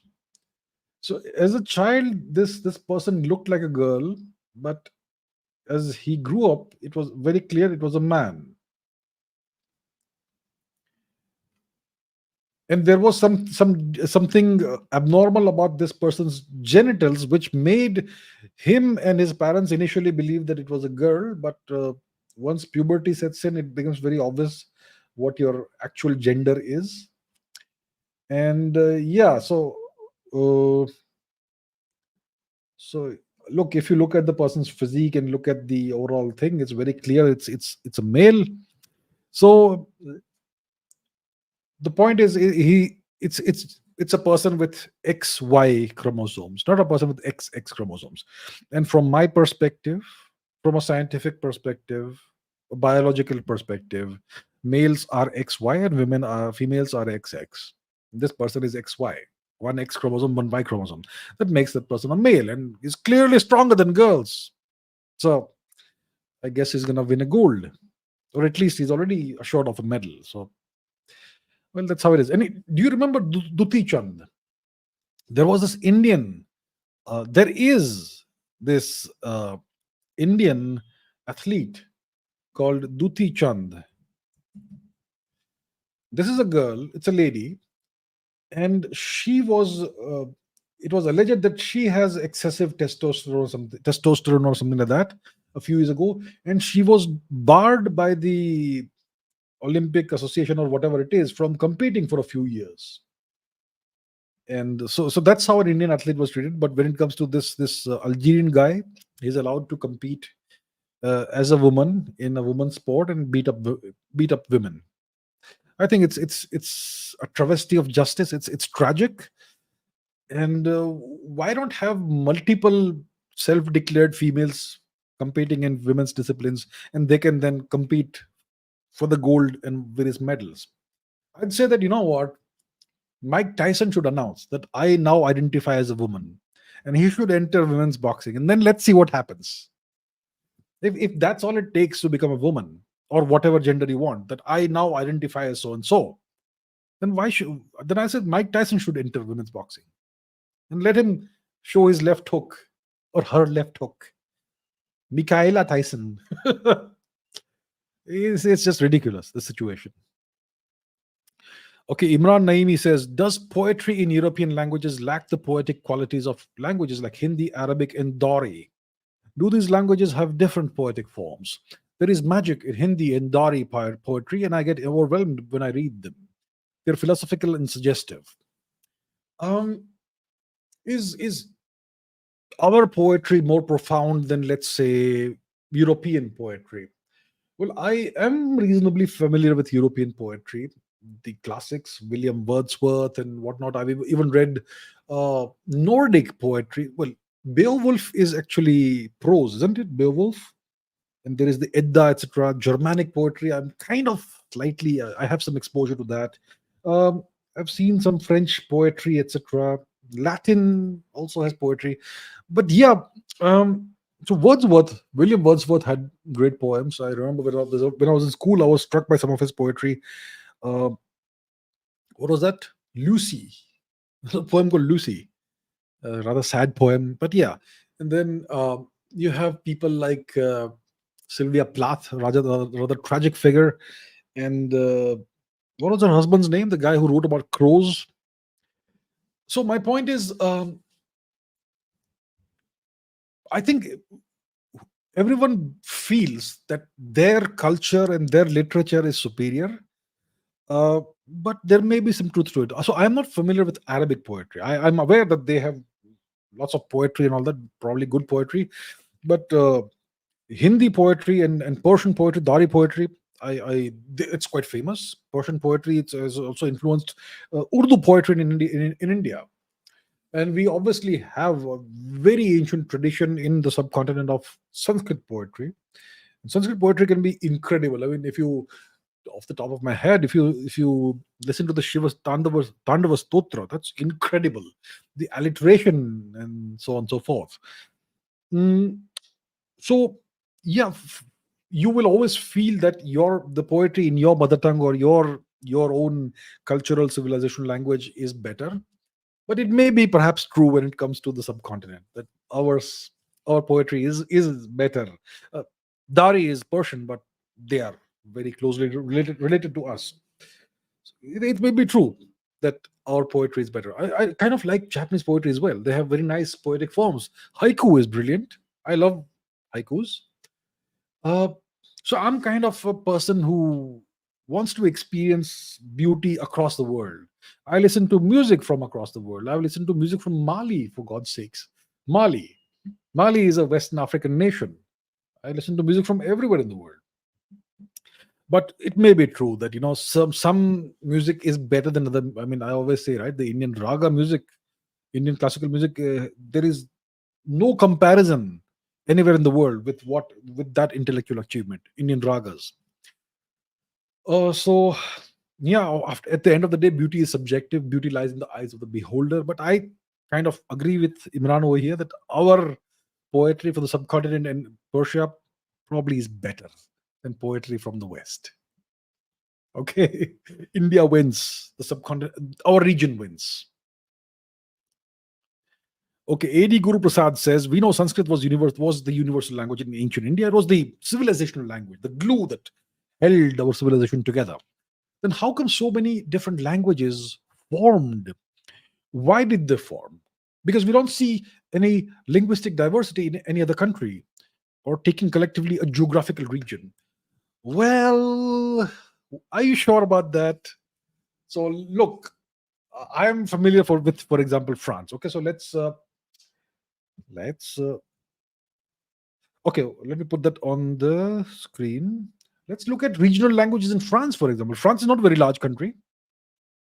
Okay, let's put this on the screen. So, if you look at a small nation like France, which is just a fraction of India's size, how many languages do you have in France? 75 regional languages in France. Okay, so languages like Alsatian, Basque, Breton, Catalan, Corsican, Corse, Franco-Provençal, Occitan, the langue d'Oile, etc. Let's take a look at a map, for example. So this is a map, linguistic map of France. We have so many languages: Provençal, Savoyard, Roman, Bourguignon, Orléanais, Breton. So there are languages that are Romance languages. There are languages that are derived from the ancient Celtic languages and so on. You have the Flemish language, Flamand, in the north, Francique, Alsace. You have Angevin from the Angevin region, uh, and so much more. So even a small nation like France has so many languages, such linguistic diversity. 75 languages at least in total. Okay. So, and I can show the same thing for Italy. Italy is a whole bunch of languages. Okay, dialects and languages, and they have been subsumed or kind of outshadowed by the official language, Italian, Italy.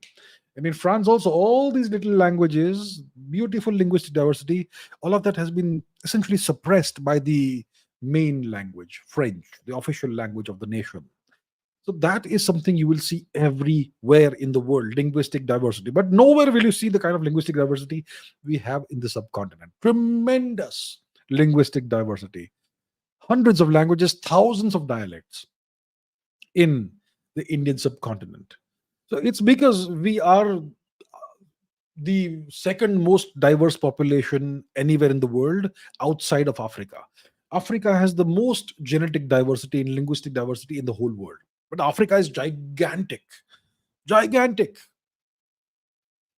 And outside of Africa, it is India that has that the second highest genetic and linguistic diversity. It's because we are the oldest non-African population. The out of Africa migration, the people who were part of the original out of Africa migration, they first settled in India, in the subcontinent, and from there they spread all across the world. So the genetic lineages that we have in India, whether they are the matrilineal lineages or patrilineal lineages, are the oldest non-African genetic lineages, haplogroups. And similarly, because of that, we will also have a tremendous linguistic diversity in India. So that's why we have so many languages in India. They just form naturally. The subcontinent is so large. We think of it as the small thing on the map, but it's an enormous piece of geographical real estate. And there are mountains, there are valleys, there are rivers. There's so much, and the population they obviously get separated over the thousands of kilometers. And that's how, over centuries, they evolve differently in from a linguistic sense, from a culinary sense, and so on and so forth. And people even start looking different over centuries. Some people develop fair skin, some people develop darker skin, and so on. So that's why there is so much diversity in the subcontinent, because we are the oldest population. We are ethnically incredibly diverse, genetically incredibly diverse, and yet so similar. And that's why we have so many languages. Rudrajit Sarkar asks lots of excellent questions. If I take his questions, I can do at least 10 Ask Abhijit episodes. So thank you so much, Rudrajit, for all the wonderful questions you ask. I'm going to take two or three maybe today, and I'll take a lot over the future episodes. So this question is: some Indians always say that English is very helpful to connect the whole of India and help Indians to receive higher education in life. But countries like China, Japan, Korea provide higher studies to their people in their respective native languages instead of English or French. Yet their GDP, lifestyle, and education is much higher. All of that is much higher and better than that of India. Don't you think Sanskrit could have done this job better than English? What's your opinion on this? I completely agree with you. Look, there is this debate in India which you come across on a daily basis. Today, I met somebody with whom I had the same discussion, and you will find that there are lots of people in India, especially middle class Indians and upper middle class Indians, who are in favor of English being the official language of India, and they genuinely feel that English is something that gives Indians a lot big advantage over other nations. And you will find generally that this opinion is expressed among those Indians who are good at English, who speak English quite well. Okay, you won't find this opinion among Indians from, let's say, tier 2, tier 3 cities, Indians who struggle with this foreign language, unlike people who live in large cities and people who have gone through the English medium education. So the real question is does English provide some kind of advantage to India? Just because you speak English, because so many of you speak English, does it mean that you have some advantage? Well, if you go back a couple of centuries, French was the lingua franca of the world, right? French was the number one language. And you go back a few centuries in the Western world, you had Latin, which was the language of the hegemon. And before that, you had various other languages. When it comes to our part of the world, it was always Sanskrit. Now, the examples you have given are extremely appropriate. China, there's no English language education. It hasn't prevented China from becoming the second largest economy in the world. Japan has only Japanese language education. You will find very few Japanese people speaking good English. They don't care, they don't need that. And Japan is the most technologically advanced nation in the world, and their lack of English fluency doesn't prevent them from doing well in the world. Same for Korea, same for Germany, same for the Arabic nations, same for every other nation in the world that has done well. It's only India that has this mental colonization and this slavish adherence to the English language. So my opinion is that, yeah, if you know the language, it kind of eases your travel across the world because you have this familiarity with this language, and it's the international language that is currently the hegemonic language in the world, like like Latin used to be during Roman times in the Western world. So it kind of helps individuals. See, we have to understand that if it helps an individual, it doesn't mean it helps the country. If I speak great English and I travel across the world, I'm going to have a great time because everybody, everywhere, the officials, etc., the passport, the visa officials, passport officials, uh, tourism professionals, hospitality people, etc., they all speak English. So I will not need to learn the local language as long as I know English. So it's great for me as a traveler, as a tourist, as a business person, or whatever, right? But for a nation, it hampers the nation in the long run because it creates this sense of inferiority as a nation, as a collective. This sense of national inferiority that we have to depend on a foreign language, and it's not even something you think about consciously. It's subconscious. It's simply subconscious.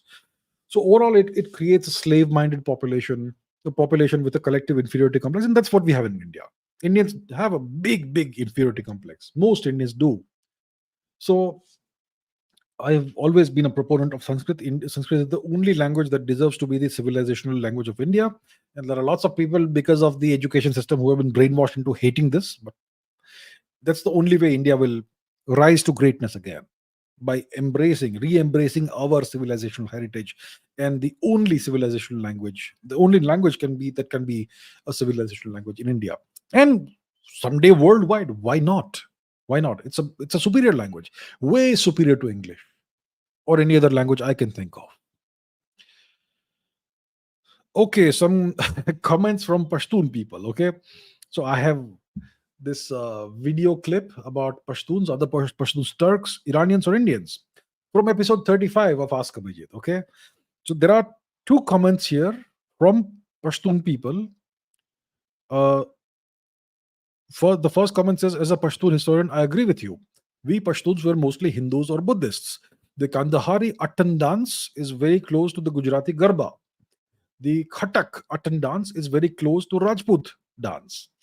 So that's what a Pashtun historian says. Now, below that, there's this other question. There's the other comment from another Pashtun person, which says that as a Pashtun, you are 100% wrong. We have zero DNA similarities with Indian people. And we are not Indians. We were a nomadic group in the past, and we are Eastern Iranic group. And I am sure I can dig up comments in which some Pashtun people claim that they are of a Jewish origin. So this is what foreign occupation has done to Afghanistan, to the Pashtun people. They don't even know who they are anymore. Look, I have shown this in the past on this Ask Abhijit show. I have shown it multiple times. The genetic evidence demonstrates that the Pashtuns are an extension of the northern Indian population. They are an extension of the northern Indian demographics, ethnicity.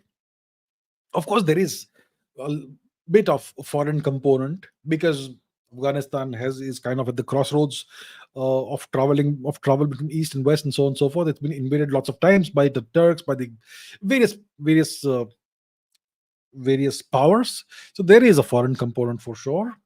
There is a Turkic component in the Pashtun population a little bit, but overall, it's still part of the extended northern Indian uh, population. And there is zero uh, Jewish DNA among the Pashtuns. There is a little bit of Turkic DNA. And when it comes to the Iranic population, look, the Iranians and the Indians are essentially part of the same ethnic group. You go back a few thousand years, it's the same ethnic group. The only two genuinely Aryan nations are India and Persia. No other ethnic group can claim to be Aryan. Okay, only the Indians and the Iranians have the right to call themselves Aryans. And obviously, the Pashtuns are part of that. They are let's say, they're not even Indo-Iranian. They're actually an Indic ethnic group. But look, you can't convince people who don't want to be convinced. If people are open to absorbing new information and taking it seriously and thinking critically, then you can convince them with facts and data. But if someone doesn't want to believe, is not willing to listen to new information and take it seriously, then there's nothing you can do to convince them. So That's just where we are. Okay, Deva 2002 says, tell us about the character of popes in medieval Europe. How did the Pope rule Catholic Europe in medieval times before the Protestant Reformation? For example, did the then so called monarch of, let's say, England obey the Pope loyally and was essentially a vassal? What happened if some so-called monarch tried to disobey? And I've heard that despite the official requirement of the Pope being celibate, many popes had illegitimate children, multiple women, including sex slaves. Isn't it hypocritical that many popes had illegitimate children while forcing the lower Catholic priests to and monks to remain celibate? Okay, big question, and I'll try and answer in brief, concisely. Look, popes were the most powerful human beings in Europe, essentially. Okay, for the longest time, and there was you can look it up. There were many popes who had armies of their own, and they essentially, you are right, monarchs of England and various other parts of Europe were essentially their vassals. And the popes could, if someone rose up against the pope or against the church, or try to disobey the church, then they could be excommunicated, and the popes could the church could have other kingdoms and other kingdoms and kings essentially attack that nation and destroy it, and remove that guy from power, the guy who disobeyed, and install somebody else in power. It's happened.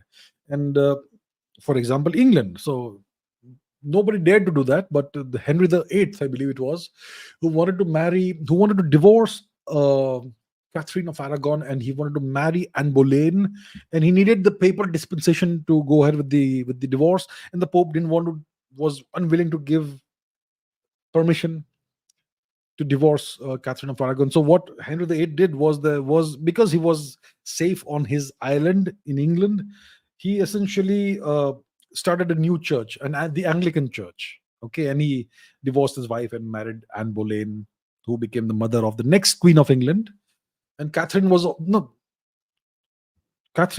of Aragon was the mother of the next Queen of England, and the one after that was the daughter of Anne Boleyn, and so on. So generally, if somebody disobeyed the church, they were destroyed.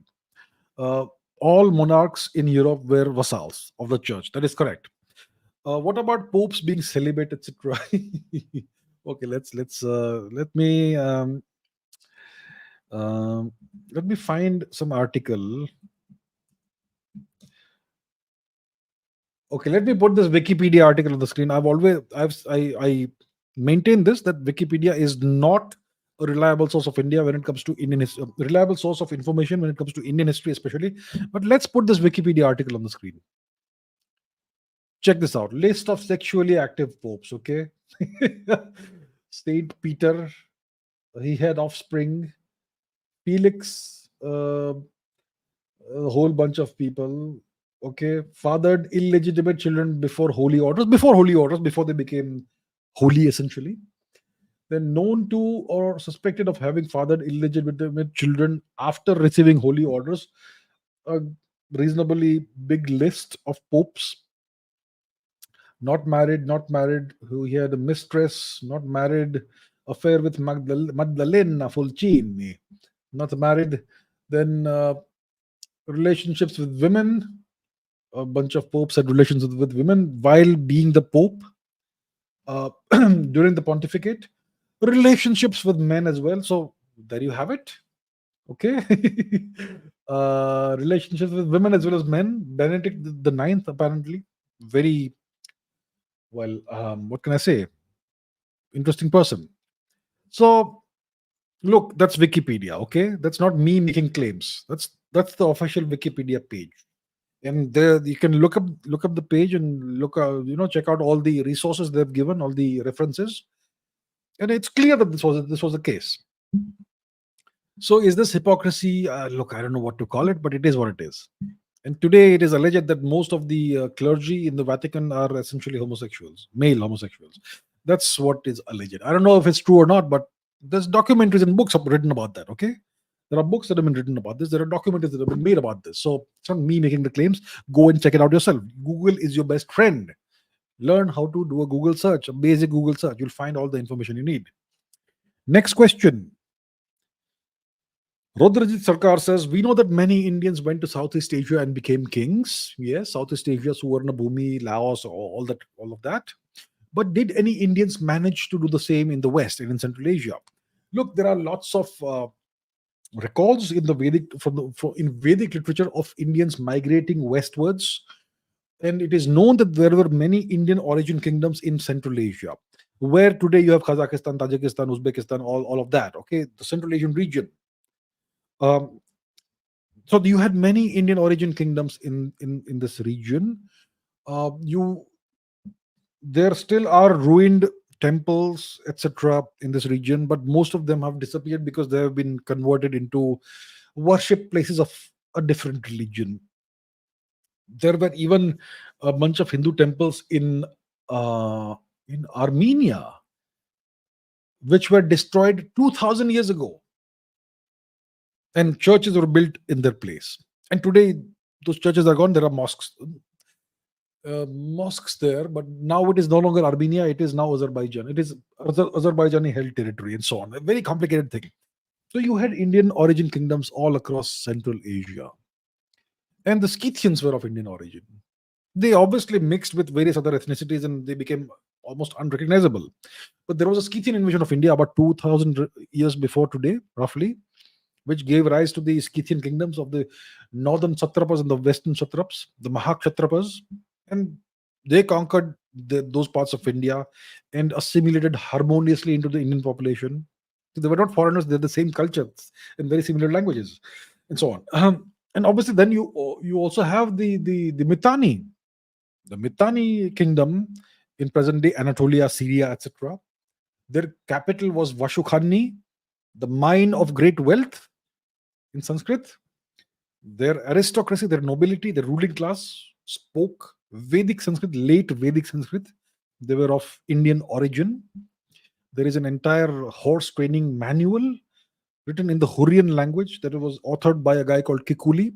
And that guy did not, well, the Hurrian language was incapable of transmitting certain technical information because those words did not exist in the Hurrian language. So he was forced to resort to writing those terms in his native language, which was Sanskrit. So you had Indian origin kingdoms and kings and dynasties in Central Asia, Western Asia, etc. So it's well known. Right. Next, Priyanka says, is it true that the US, Russia, and China have nearly 11,000, 7,000, 5,000 satellites respectively orbiting the Earth? How significant is this of a threat to India? Okay, interesting question. Let's go to Statista. Number of satellites in orbit. Oh, let me put that on the screen. So, how many satellites do the major nations have in orbit?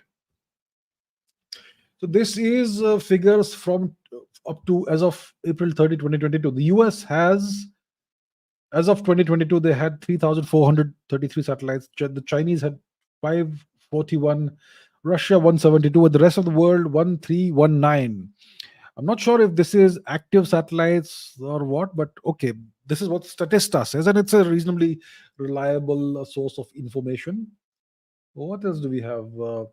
Number of satellites launched by year from 57 to 2019. So you can see each year how many satellites were launched, and you can add it up to get a reasonable idea of how many satellites have been launched until now, cumulatively. Number of satellites in orbit, we saw that. What about this? Government expenditure on space programs 22 and 23 by major country. The US has obviously what is this? Okay, 22 is light blue, 23 is black or dark blue. So the US obviously has the largest expenditure, $73 billion. China is next with $14 billion. Japan 4.65, France 3.47, Russia $3.41 billion, the EU 2.81, Germany $2.29 billion. The small nation of Italy has a budget of expenditure of $2.11 billion. And then you have India, $1.69 billion. So as you can see, the nation of India, the government of India has almost no ambition when it comes to India's space capabilities. So going back to satellites, So from what this website tells us, the US has about 3.4 thousand satellites in orbit. The Chinese have 541, Russians 172. Um, but maybe the figure of the total number of satellites they've launched thus far may be much higher. So how significant of a threat is this to a nation like India? I wondered how many satellites India has in total orbiting uh, the planet. Maybe less than 100. How many of these are active? Maybe less than 30, 40. Maybe about 50. I'm not sure. Okay. Not sure about that. I'm sure if I do some research right now, I can dig it up, but then I have to keep quiet and do some silent work, which I don't want to do. So, obviously, if you don't have sufficient assets in space and other nations have, especially your major rival, China, and the global superpower, the US, then it obviously poses a threat to you. It, we may not understand it, we may not comprehend that this can pose a threat, but it's a threat. You could deploy weapons on satellites. There are lots of satellites that are launched the, that are essentially military satellites. Some of them have remote sensing capabilities, what we call spy satellites. And some of them may have weapons of various kinds that we may not be aware of. Okay.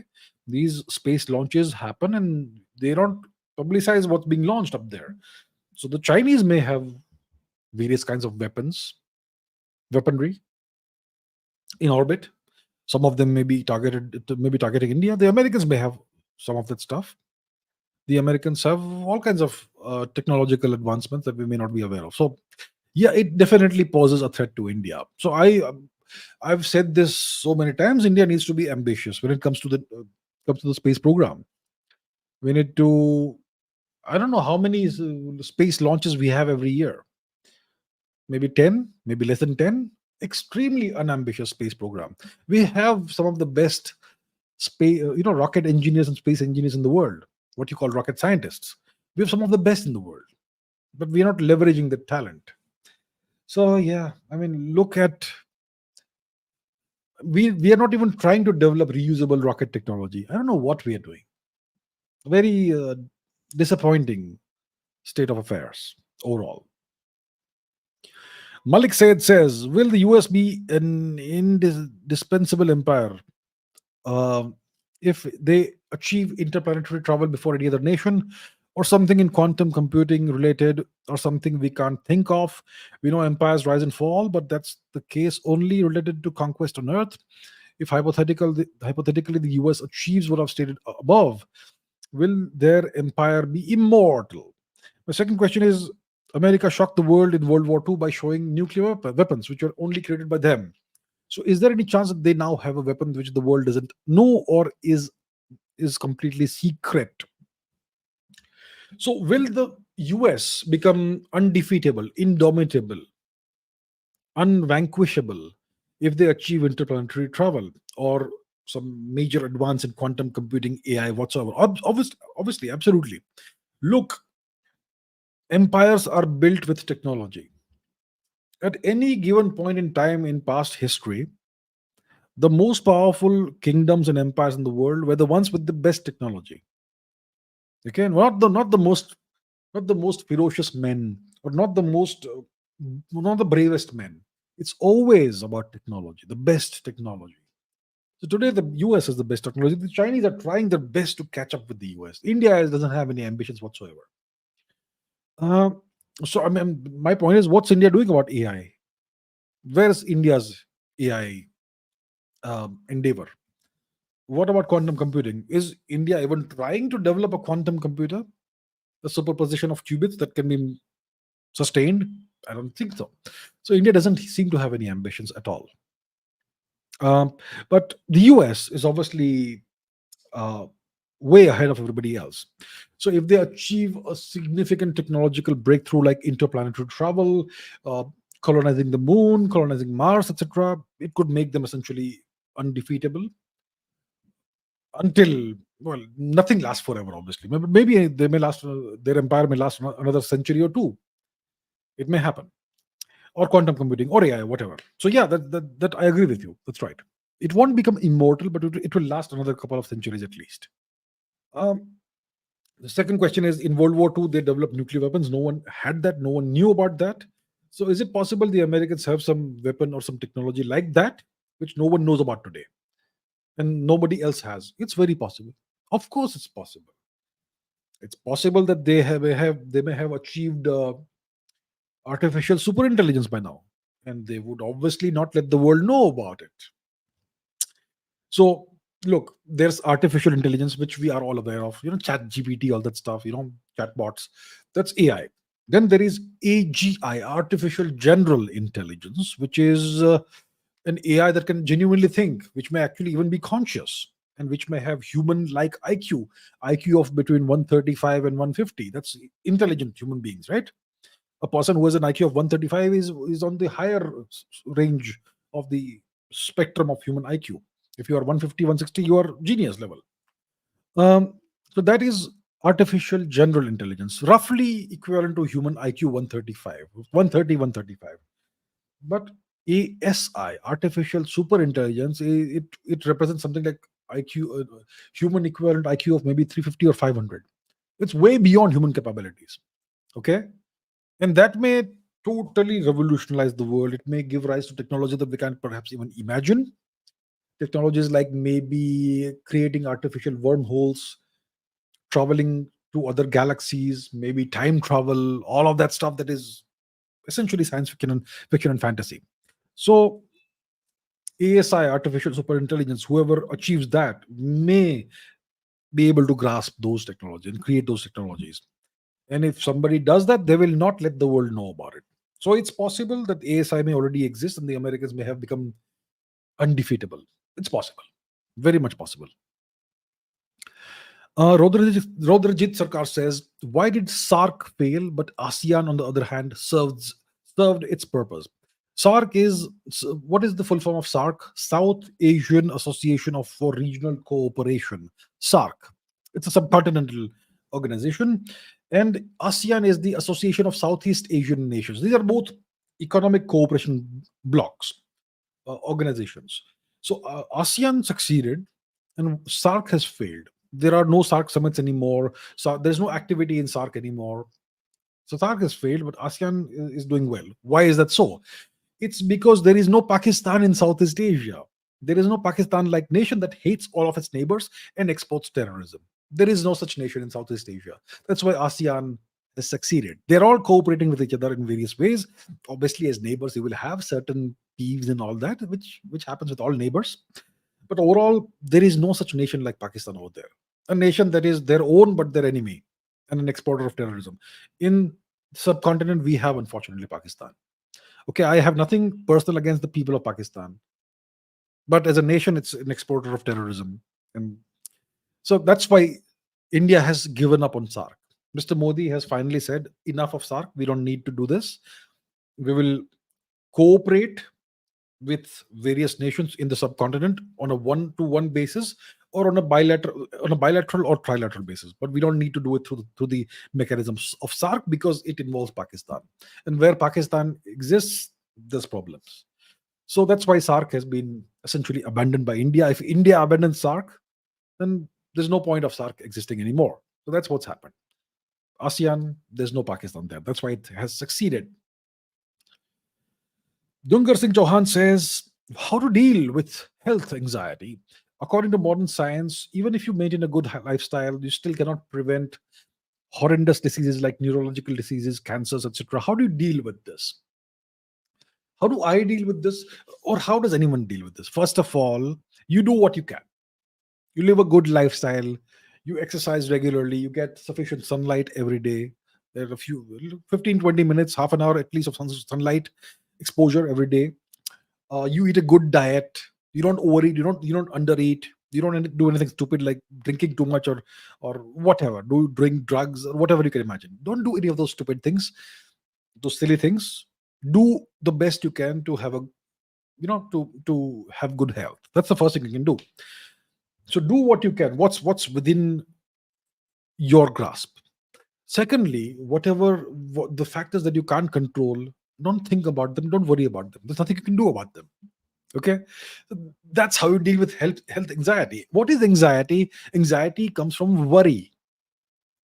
And anxiety comes from worrying about things you can't control. But what's the point of thinking about things you can't control when you can't control them? It's beyond your control. Give it up. Whatever you can control, do your best at it. But the things you can't control, what's the point of dwelling on those things? That is beyond you, right? So that's how you deal with health anxiety. That's all. Don't worry about things you can't control. Don't think about them. What's the point? Be happy. Enjoy. That's what I would say. Okay, I'm done with the questions for today. Let's take a few questions from the live chat. Okay. Let's. Okay, so I am now looking at the live chat. If you have questions, please ask me now. I'll take a few of these. Um, okay, there is a question by Shivansh. How to develop soft skills? How to read personality and make friends based on that guest thrive and come on top in specific domains like medical sciences and entrepreneurship? How to read personalities? Look, I don't know if there is any hard and fast way, method, or set of techniques to for reading personalities. I would say go out there and meet as many people as possible. The more exposure you have to various kinds of people, the better you get at understanding what kind of person you have come across.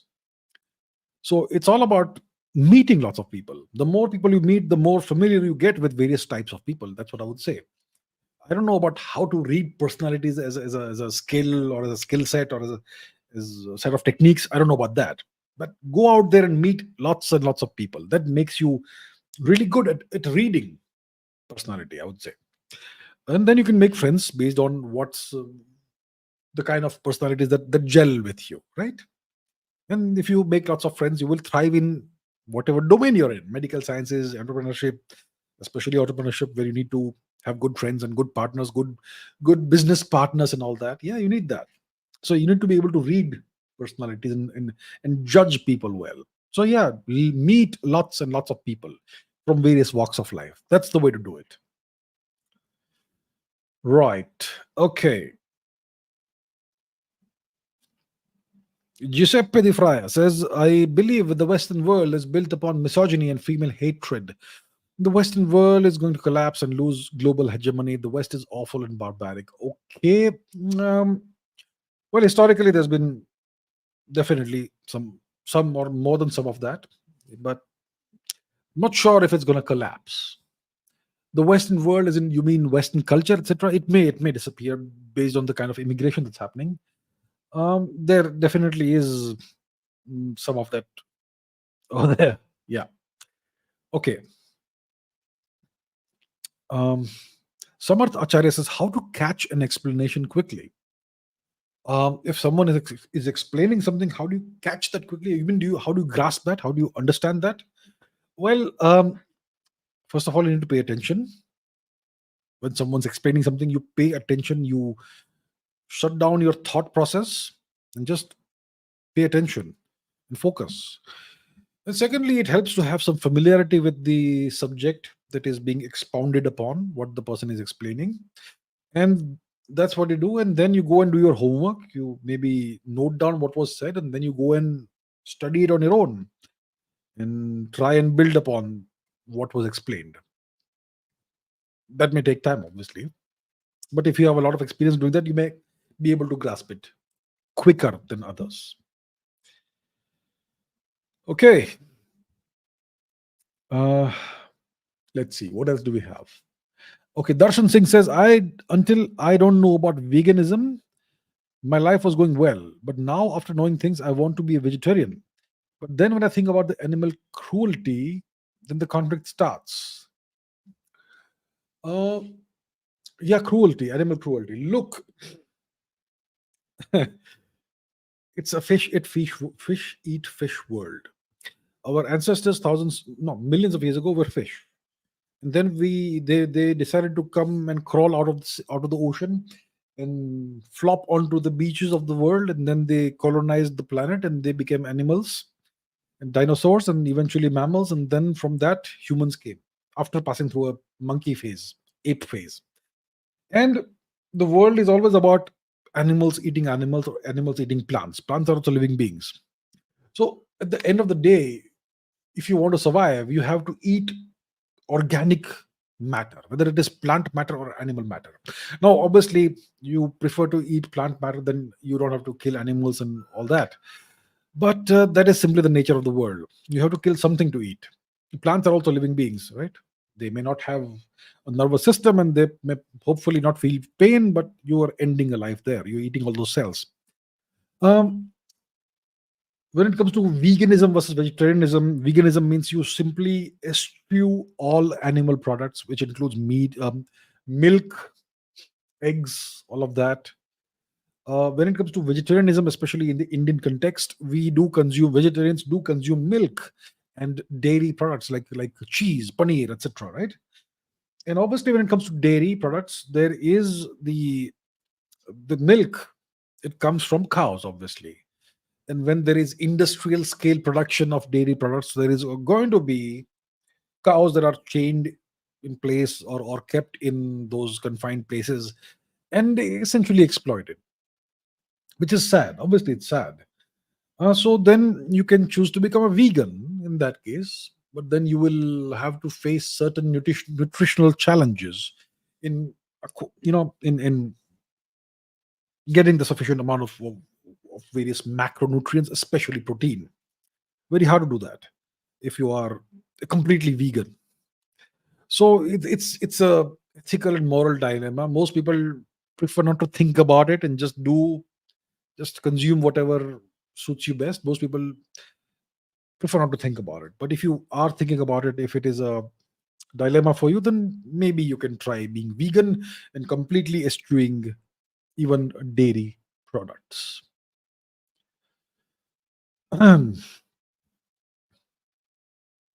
Let's see what else we have.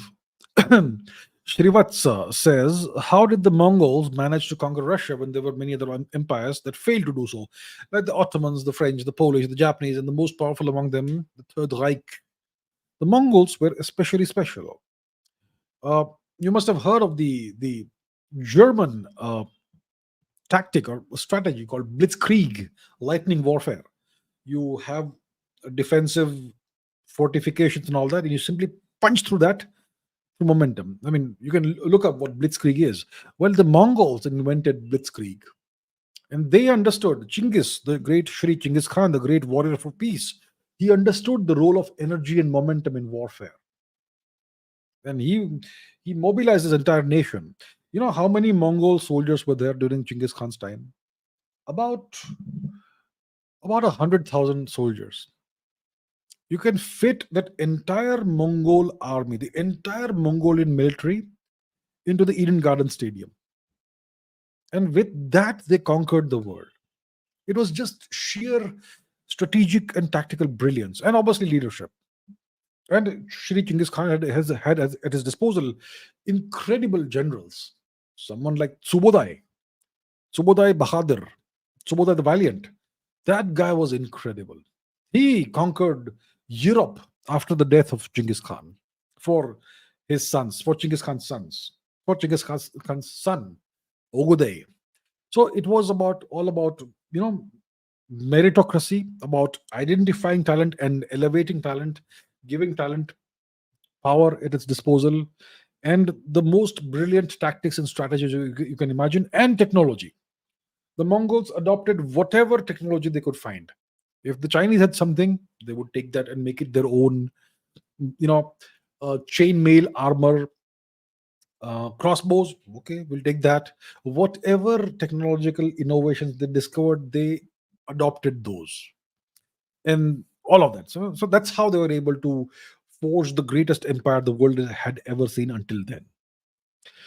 And they did that without modern telecommunications, without modern technology, without anything that we have today. Incredible, that feat. Okay, Genghis Khan, he essentially owned half the world at the time, half the known world. Incredible feat of expansion, and probably I would say the greatest conqueror of all time. Okay, we are almost done. Shivansh says, please give a bookshelf tour. I've been following this channel for the past 2 years. I've been looking forward to get your insight of knowledge and pattern recognition skill sources books. I will do that. I am in the process of redoing my entire place. So I'll do the bookshelf tour soon. Soon. The non-classified books. All right. Okay. Okay. So Kaustav, thank you so much. I really appreciate that. I appreciate all of you. All of you. Okay.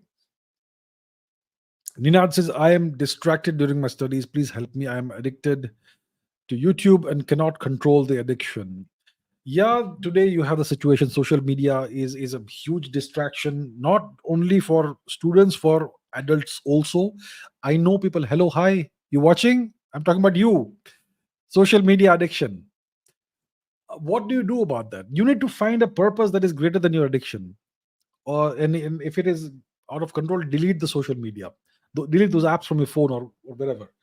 But look, if you have a purpose that genuinely drives you and motivates you, then no addiction can withstand that. So how do you find that motivation to study? You have to think of where you want to be in the future. Where do you want to be in 10 years time, 20 years time, 5 years time? Paint a brilliant vivid picture and paint a picture of success. And then you have to work back from the success, reverse engineer that. Okay, in 5 years time I'm going to be here. Today I'm here. How do I get there? Then create that roadmap and then work on it. And if you can motivate yourself sufficiently, you will not care about social media, YouTube, etc. But I know it's a huge challenge. It's easier said than done. It sounds very easy when I say it, when I speak. I know it's not that easy. Addictions are tough. But yeah, at the end of the day, the most important factor in defeating an addiction, whatever it is, the most important factor is your willpower. So look, I wish I could come and personally help you out, but all I can do is give you these guidelines. So please go ahead, do that, make something good of your life. I wish you the greatest success, and please do well. Okay, so Ninad, all the best, sir. Please do well. Okay. That's it. We're done with this live stream. Thank you so much for all your questions. Apologies to those of you who are still asking questions. I know there are so many more questions, but I'm gonna do as many of these live streams as possible, and we will interact as much as possible, and maybe more live chat Q&A sessions, perhaps, in case that works for you. So yeah, with that said, it is this is the end of today's live stream. This episode of Ask Abhijit. Thank you so much for all your questions, for your viewership. I really appreciate that, and I will see you in next week's live streams very soon. Until then, take care, and as always, keep raising your standards. Keep aiming for better. Thank you. See you soon.